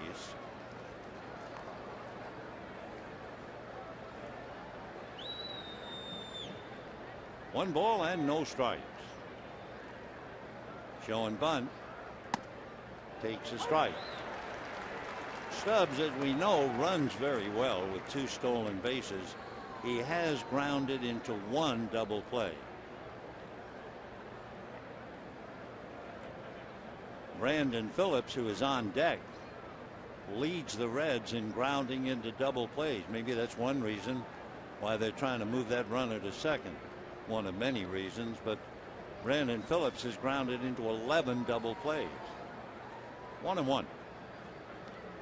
Showing bunt. And gets the bunt down. Play to first. So it does 2 things for Dusty. It gets a possible tiebreaker into scoring position, and it pretty much assures him that Brandon Phillips is not going to hit into another double play. So a good job for Stubbs. Phillips grounded to third, fouled out to second, and struck out. Brandon last night 1 for 4 with a walk. 36 runs batted in, and then you have Joey Votto on deck, so we assume that's why Elbert is up.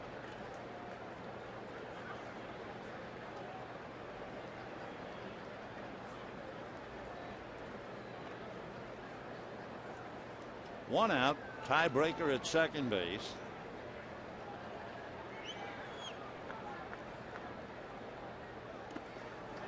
Way off the plate, ball 1.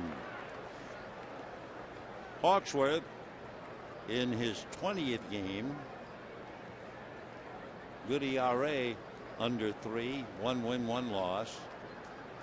7 walks, 11 strikeouts. And Miguel Cairo, originally a Dodger prospect, out there trying to break the tie.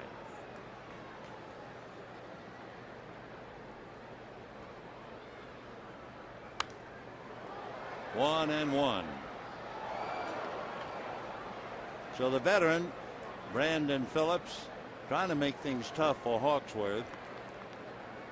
He might be 6 feet tall and 195, but by the time he assumes his stance, he's no longer a 6-footer.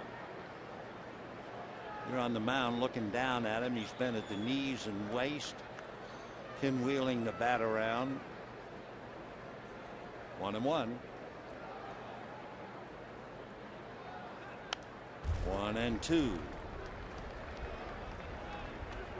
Phillips last year 59 RBIs, but that was nothing like the year before. In 2009 he had 98 runs batted in.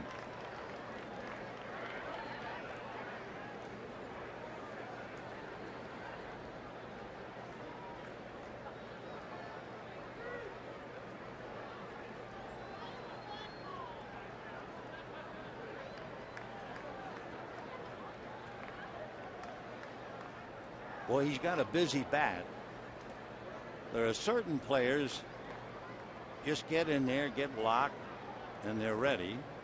Then you have people like, remember how Gary Sheffield was so busy, and Brandon is busy.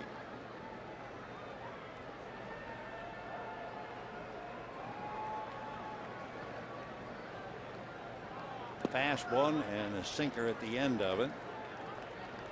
That was 87. 2 balls and 2 strikes.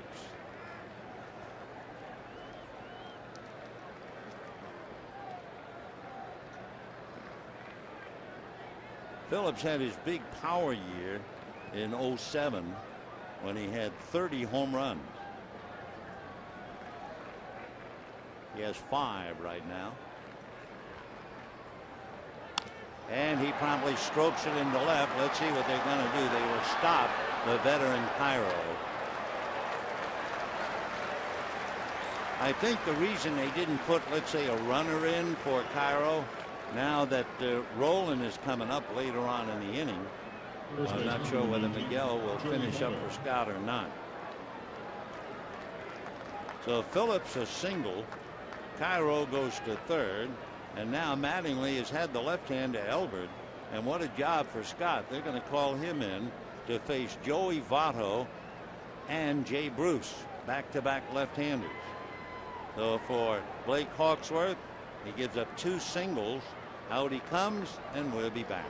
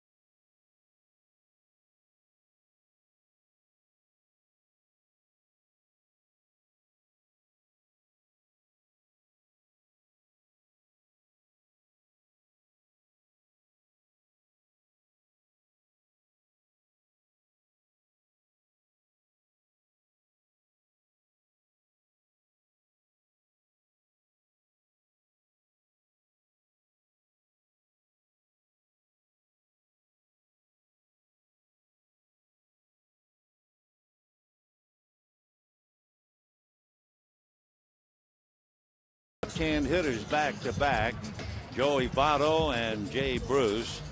Elbert has 9 strikeouts in 8 innings, so you know he throws pretty hard.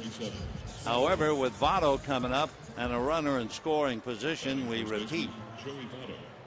Miguel Cairo at third, and Votto with a runner in scoring position is hitting .417. Now in Cincinnati, Elbert struck out Votto both times he faced him. So let's see about this one.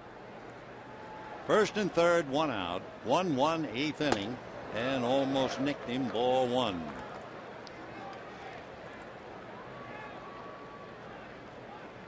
Votto has been hit by a pitch 3 times this year. He hangs over the plate. And he promptly bangs it as usual. Runners in scoring position. Votto picks 1 up and sends Phillips to third, and it's 2-1 in favor of Cincinnati. So Joey Votto, same old Joey, the MVP of last year. So Miguel Cairo brings it in. That run is charged to Hawksworth. The hit, of course, is charged to Elbert. So you think you have it right. You got a left-hander already. And he comes in, and Votto promptly punishes him. So 3 singles in the inning. Reds have 7 hits to go with their 2 runs. And another left-hand batter, Jay Bruce, 0 for 2 with a walk, thrown out at the plate back in the 4th inning. 0-1.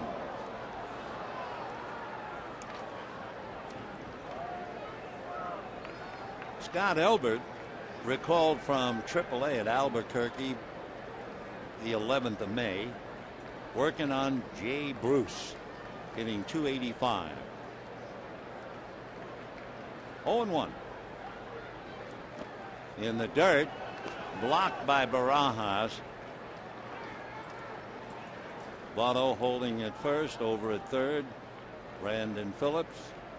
2 runs, 7 hits for the Reds. 1 run, 5 hits for the Dodgers. When the Dodgers come up in the bottom of the 8th, Tony Gwynn, Aaron Miles, and D. Gordon. So Joey Votto comes up with a base hit to break the tie.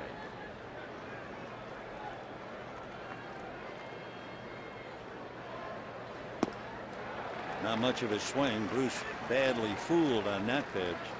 1-2 the count.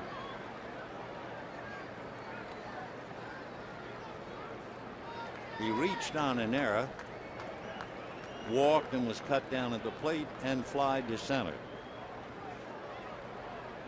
Bruce has 1 sacrifice fly. Foul ball right into the Reds dugout.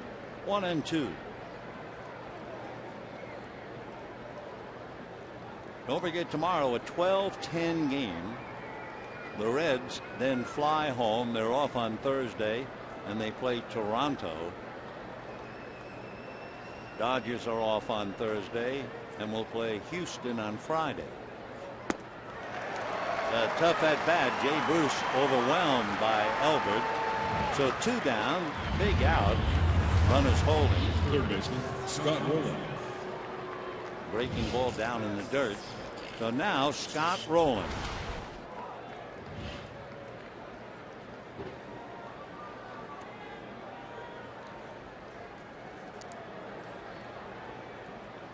And now let's see, with Rowland, they'll bring in Mike McDougald, who's been throwing in the Dodger bullpen. So Elbert came in but could not shut down Joey Votto. So in a moment, Mike McDougald will be coming in to pitch to Scott Rowland, and we'll be back.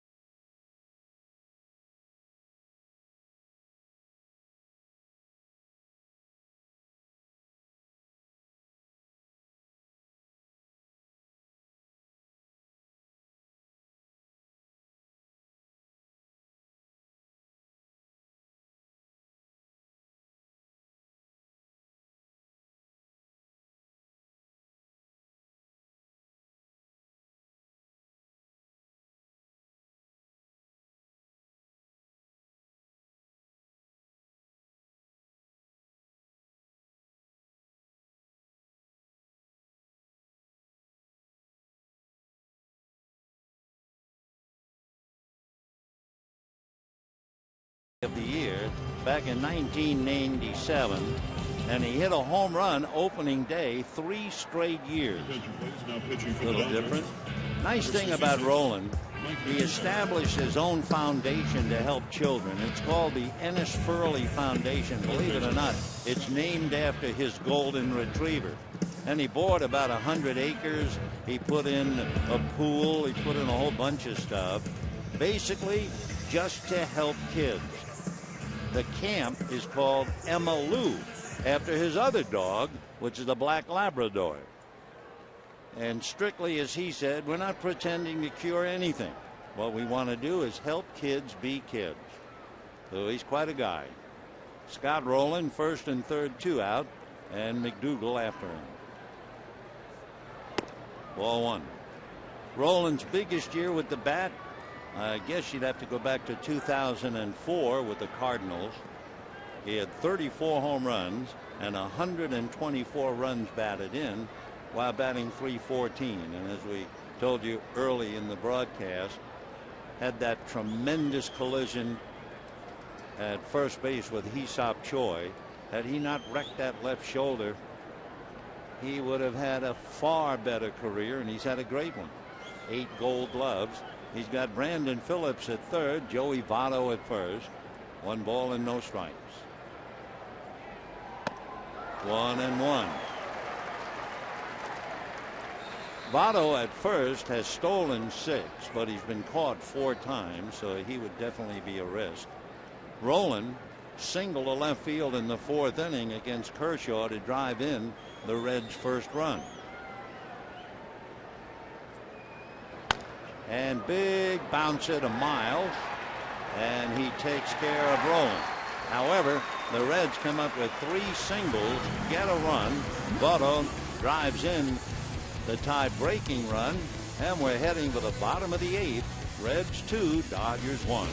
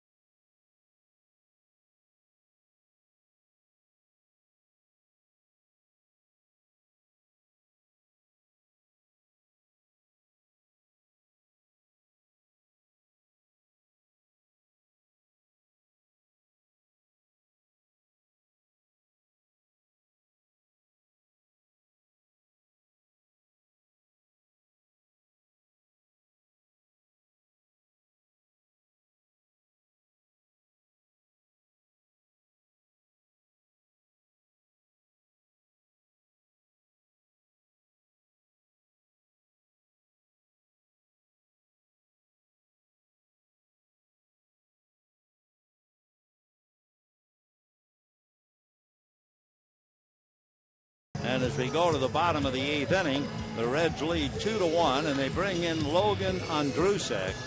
He's from Hattiesville, Texas, lives in Shiner, Texas, went to McLennan Junior College. And for the Dodgers, they would remember one thing about Logan Andrusek, and that was in a game where it looked like Cincinnati was going to run away with it in Cincinnati, 7-3 at one time.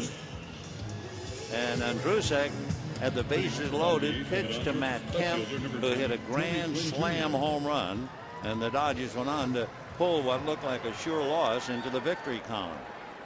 So Logan now is asked to defend a 2-1 lead. Remember, they used their closer Francisco Cordero last night. Dodgers will start with Gwynn, then Miles, and then Gordon. Tony hit back to the box, grounded to second, 0 for 2.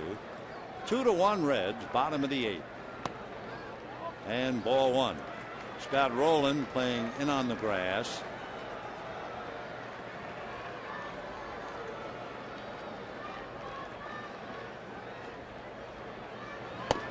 Fastball strike. And Andrusek, by the way, when you look at him, you know he's taller than most. He is 6'8", 220-pounder. 1-1. Off speed, a little breaking ball at 80 for a strike, and the count 1-2. Basically, fastball, slider, and a cutter, especially to a left-hand batter, and a changeup. When he got to the bullpen, the Reds told him to drop the slider, focus on the fastball and the cutter. Came to the Reds last year. 1-2. Fastball, 2-2. That fastball, which has a tendency to sink, it's been clocked up to 96. 2-2.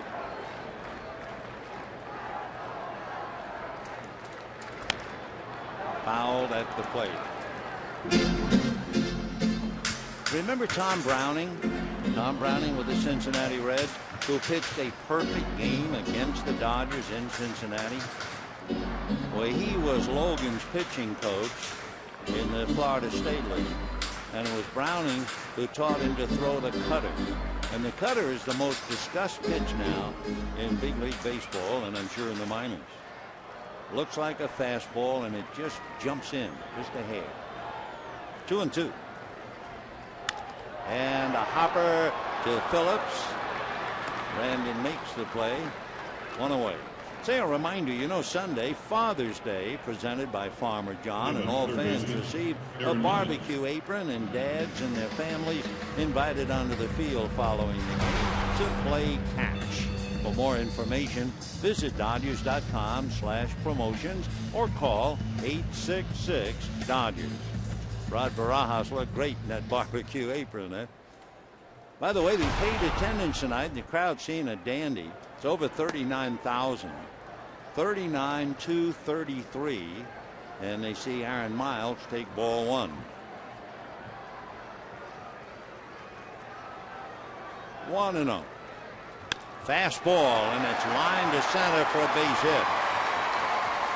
So Aaron Miles, who has been on a tear along with Jamie Carroll, and Miles was in spring training with the Reds, and they cut him loose.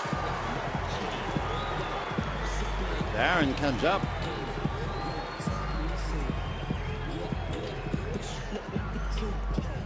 In his 9 pinch hit appearances, and of course Miles got in a double switch, but he's been dazzling. So here's Gordon. Bouncer back. They get 1, and that's all. I'll tell you why, because Andrusek took forever to make the play at second. I mean, Gordon is fast, but Andrusek, I don't know if he had trouble getting the ball out of his glove or what. Right here, right there. I mean, that took a while.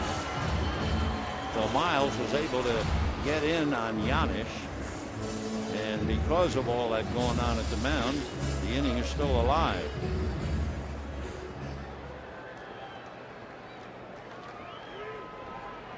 So it allows Jamie Carroll to come up. More importantly, I guess, it allows Gordon an opportunity to show his speed yet again.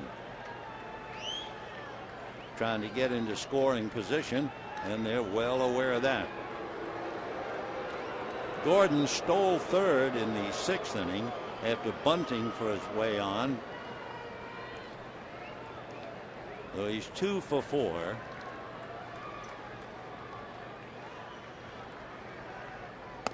Fastball strike. Jamie Carroll walked and twice grounded to Paul Giannis, the shortstop. Massett and Bray loosening up in the Cincinnati bullpen.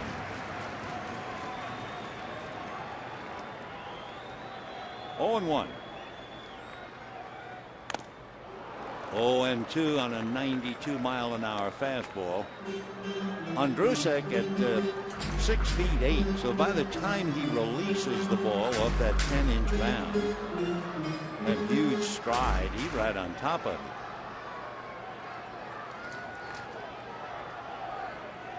No balls and 2 strikes. And with the runner going, it's fouled away. Carroll could not afford to take a 2-strike pitch. So Gordon goes back to first.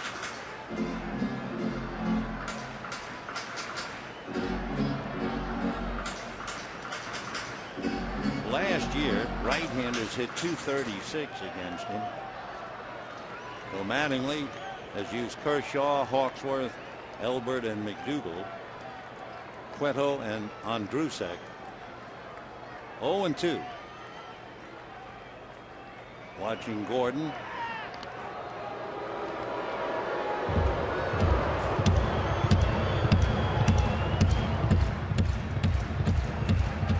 Two runs, 7 hits for the Reds. 1 run, 6 hits for the Dodgers.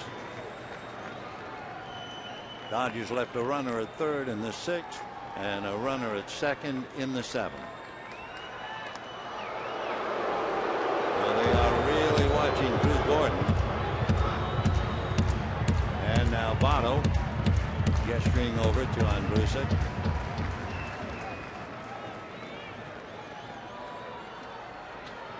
B continued to take a pretty good lead. And he goes and stops. That might have been a good pitch to steal since it was down, but he had already faked. 1-2.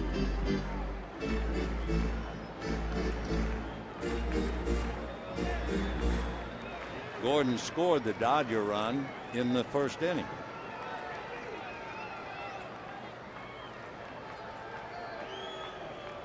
Gordon goes, and it's missed at the plate.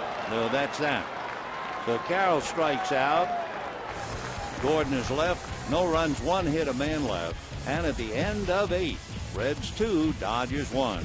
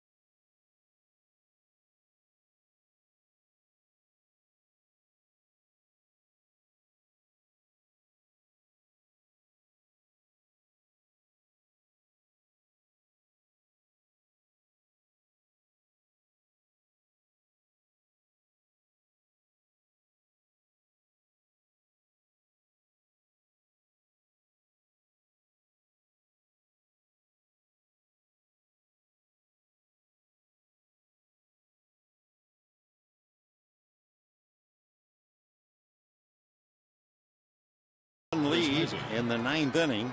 It'll be Chris Heisey, Ramon Hernandez, and Paul Janisch, and right-hander Mike McDougald on the mound for the Dodgers. Heisey struck out, fly to center, and had a 2-out double. Chris batting .287, 5 home runs, 22 runs batted in. Final score: the Rockies beat the Padres 6-3. Chris Iannetta hit a 3-run home run to win it. In Detroit, Justin Verlander nearly became the 6th pitcher in history to pitch 2 no-hitters in the same season. He allowed a clean single to Orlando Cabrera with 1 out in the 8th inning. Ground ball to Gordon, backhands, good arm, lets it fly. 1 away. When you look at him at about 6'1" and 150, it's hard to believe that he can throw as well as he does. Ramon Hernandez, fly to center, grounded to short, was walked intentionally. Ryan Hannigan, who caught last night, was 0 for 4.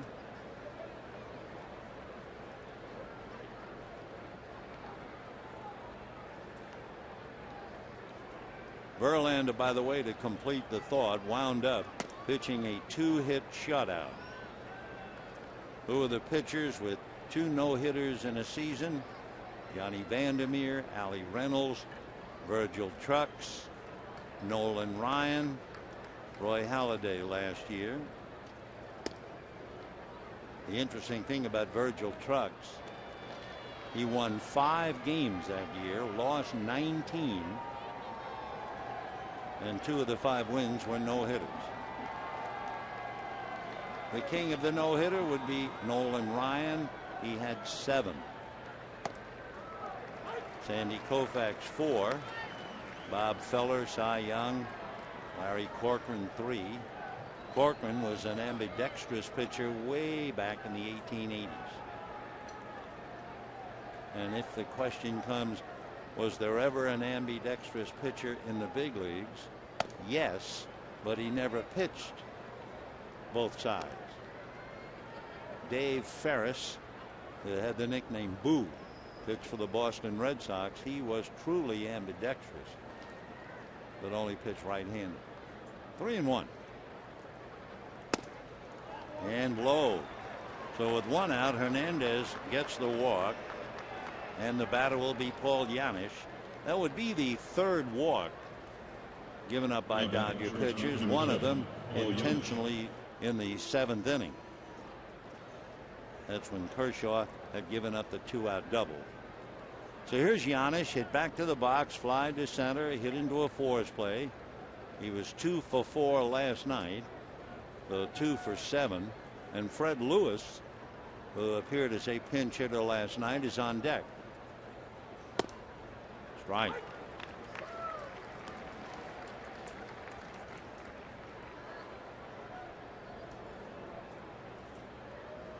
Oh, and 1 to count to Paul Janisch with 1 out.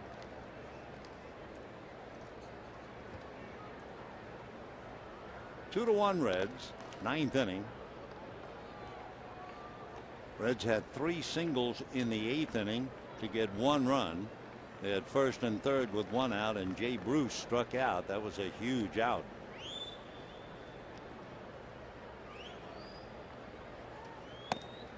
Off the plate. 1-1. McDougald 0-1, fine ERA of 2. He's been fighting control a bit. He has struck out 17, but he's walked 15.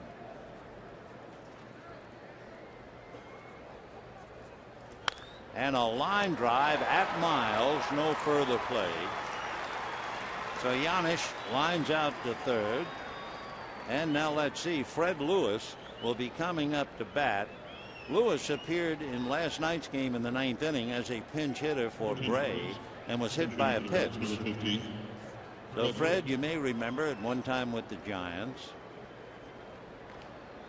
He has been a very, very consistent pinch hitter, 4 for 9 with a home run and 4 runs batted in.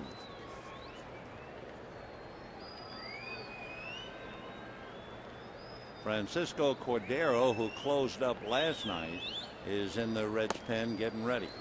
Right.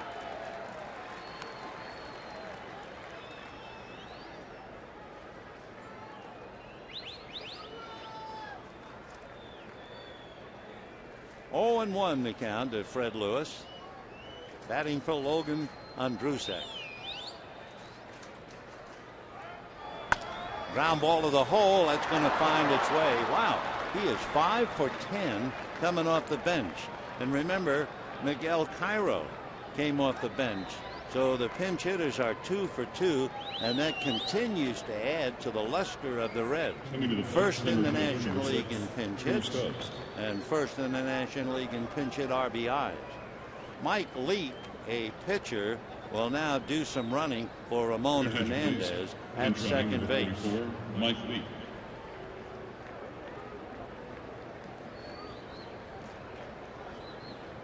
So Lewis continues the magic, and now here comes Stubbs. Drew fly to left, singled at third, single to center, sacrifice, stole 2 bases, scored a run, hitting .266. Strike.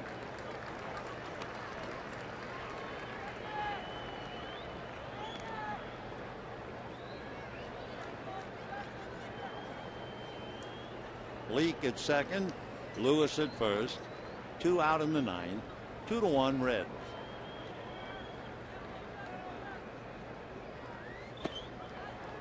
One and 1. Pretty good fastball at 96. McDougald is 6'3", about 190. 34 years old, originally a first-round pick by the Royals way back in 1999.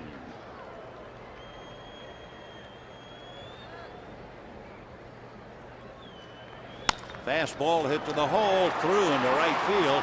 Mike Leake, who was put in to run, is coming to the plate. He will score, and there are runners at second and third. and the Reds lead 3-1.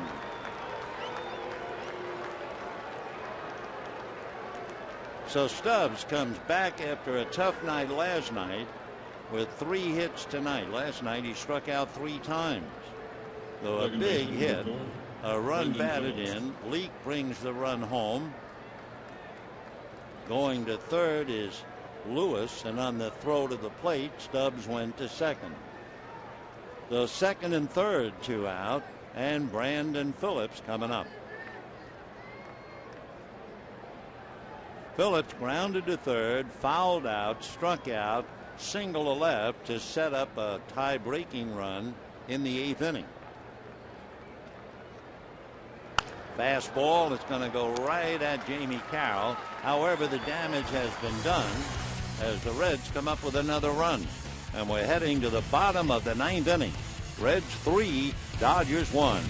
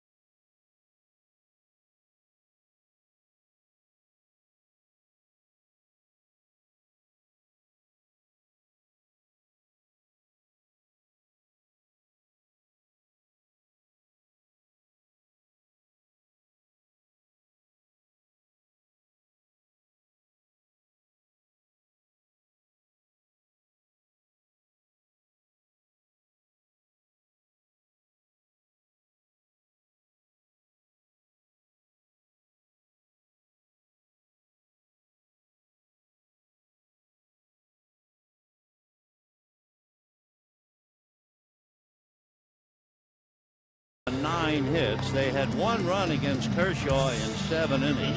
Hawksworth gave up 2 hits in a run. Elbert gave up a base hit, and McDougal gives up a run on 2 hits. So of the 9 hits, 5 at the expense of the bullpen. By the way, they're in the bottom of the 9th inning in Arizona, and the Giants are leading 6-5. Brian Wilson came in to save it, trying to drop the D-backs to 1.5 out in the West. Stephen Drew took strike 3 with runners at second and third, and we now have a final score. Giants 6, D-backs 5. Francisco Cordero out of Santo Domingo in the Dominican Republic, a veteran. He'll be 34 in August, 6'2", 235. Originally signed by the Tigers in 1994, and he's had a lot of saves. That's a strike to Andre Ethier. Cordero a few years ago had 49 saves. He's at 44 and 40 last year. Andre Ethier is 0 for 3, hitting .316. 0-2. They all get hot, they all cool off. Against right-handers, Ethier hitting .357 coming into the game. In the dirt, 1-2. What has brought Ethier's average down considerably is the fact left-handers have stopped him pretty much, hitting only .229. 1 ball and 2 strikes. And a high fly ball, but playable. Going back is Bruce. 1 away. So now the batter is Matt Kemp. Number 27, Matt Kemp. Ethier had a base hit his first at bat last night, but since then the Reds really tied him up. 0 for 7 since. Matt Kemp last night had 2 walks and a single. Tonight he has 1 for 3, grounded into a double play, struck out.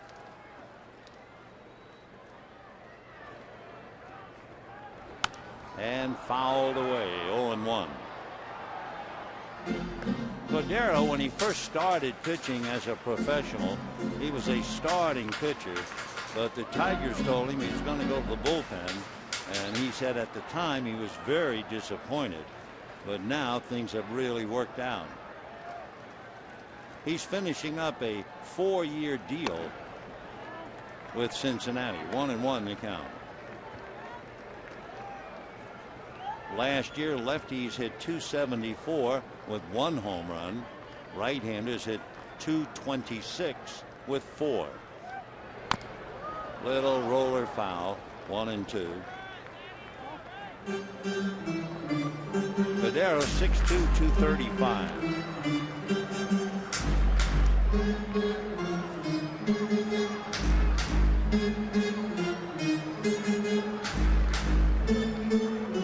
Trey Hillman talking to Don Mattingly.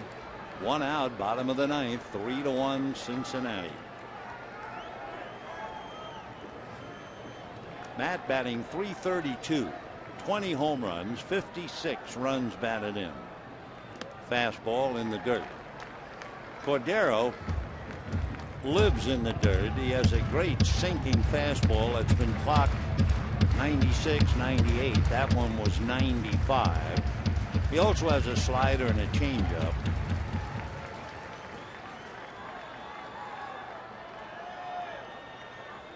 Two and 2 the count. And low. 3-2. Waiting on deck, James Loney. And looking at Cordero and what has gone on, Ethier did not face him last night. Kemp walked against him in the 9th inning. And Loney struck out last night. 3-2. Did he? Nope, he held up. Ball 4. So the same thing as last night. Matt Kemp walks against Francisco Cordero, and here's Loney.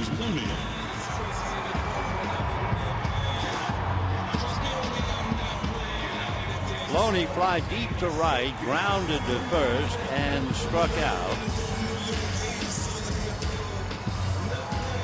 James 0 for 1 against Cordero last night, so he is 1 for 6 against him. Coming out on deck, Casey Blake.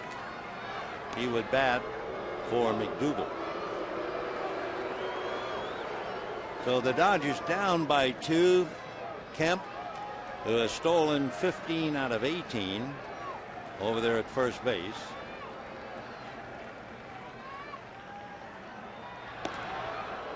They're thinking maybe he would run. If Loney was strictly a pull hitter, you'd want to keep Votto on the bag, meaning keep Kemp there. But James can also spray the ball a bit.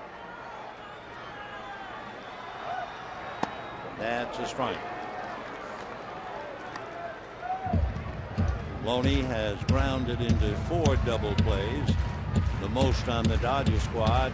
Kemp with 8, and Uribe right back of him with 7. 0-1 the count to Loney. 1 out, 9th inning, 3-1 Reds.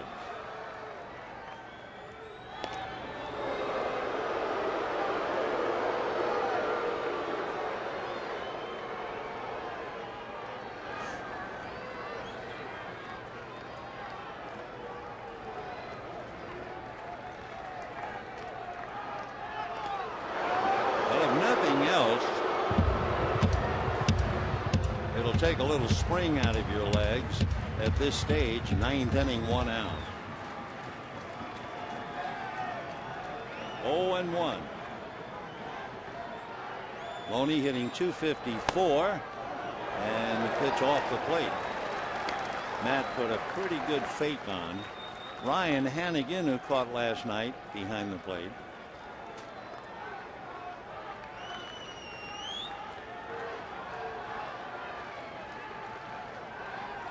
Kemp, conservative lead, but they throw over anyway.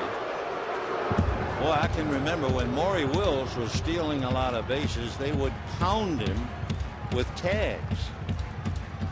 Votto's making sweeping tags, but with Maury, they used to try to hammer him. And that was close. Kemp asking for time, and it's granted by first base umpire Jerry Davis.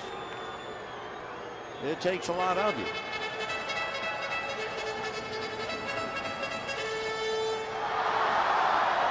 One ball, one strike, one out, ninth inning.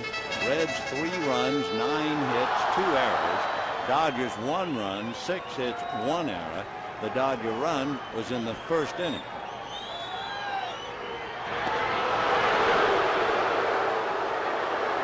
So men at work. And if nothing else, Cordero trying to tie him out.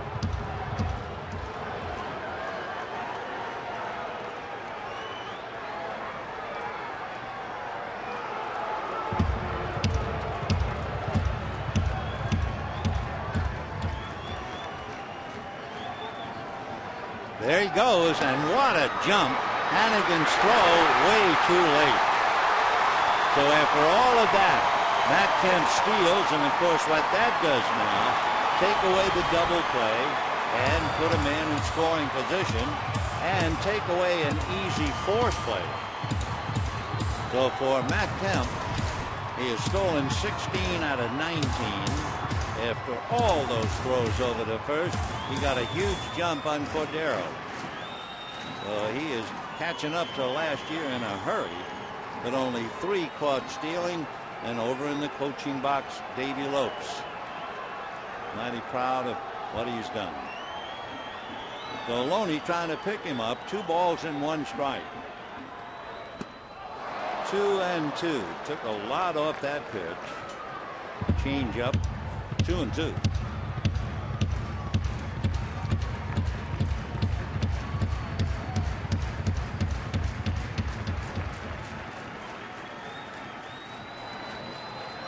So Matt looking for a ride home with a left-hand hitter up. Paul Janisch directly behind Kemp. 2 balls, 2 strikes. And it's going to be a hopper into left field. They will send Kemp home. The throw will go into second base. So the stolen base is cashed in. And it's now 3-2 Reds. And the batter will be Casey Blake. By the way, Francisco Cordero in last night's game made 24 pitches and struck out the side. So now he gives up a walk and a single. Trent Olchin will now run for Loney. The Gaines goes the other way and gets the base hit, the run batted in. Your pitcher, please. Pinch running for the Dodgers, number 49, Trent Olchin. So Olchin now the runner at first.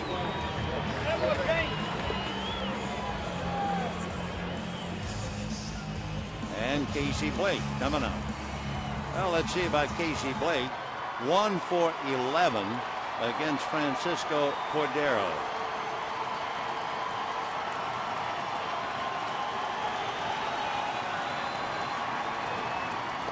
And first pitch strike. Casey batting .264, 3 home runs, 16 runs batted in. Had a big pinch hit in Colorado. Came up with the bases loaded and doubled everybody home. 0-1. Fastball, check swing, but it's a strike. Casey's been out with a neck problem. It doesn't bother him much hitting, he says. Doesn't bother him running. But fielding, where he has to bend, make awkward twists and turns, that's when it really hurts. Olchin at first, 1 out, 3-2 Red. There goes Olchin. Missed at the plate, throw down, and he's safe. So Olsen gets in there. The second stolen base in the inning as Blake strikes out, and Rod Barajas will be the batter. Hannigan's throw looked like it was going to get there, but with his left leg out, Olsen got his foot on the bag ahead of Phillips' tag. It was a good call by second base umpire Greg Gibson. So 2 stolen bases, and the Dodgers down to their last out. Barajas twice grounded to third and popped up. Rod batting .227. Fastball, ball 1. Barajas came into the series 1 for 3 with a home run against Cordero. Came into last night's game as a pinch hitter and struck out against Cordero. 1 ball, no strikes. Olsen tying run at second with 2 out. Fastball pop foul out of play. No play. So 1 ball and 1 strike. Final game with the Reds tomorrow at 12:10. And that'll be Chad Billingsley against Travis Wood. That'll be on Prime Ticket. We hope you'll be out here at 12:10 to see Dusty and his boys for the last time in the regular season. 1 ball and 1 strike. In the dirt. Nice block by Hannigan. Olsen holding at second. 3 runs, 9 hits, 2 errors for the Reds. 2 runs, 7 hits, 1 error for the Dodgers.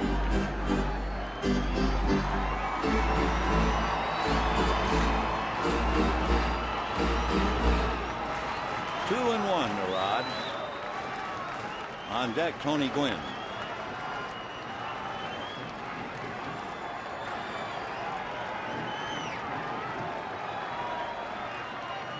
Fastball lifted on the infield. Oljanish is calling and waiting, a 2-hand catch, and that will be that.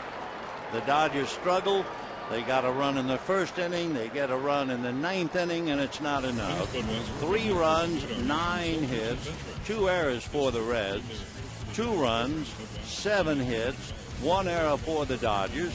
The Reds now have won 3 of the 5, and tomorrow will be the final meeting, number 6. And tonight, the highlight here was the happy birthday for Don Newcomb, a strong performance by Clayton Kershaw, and a crowd of 39,233 saw a very good ball game. Till tomorrow,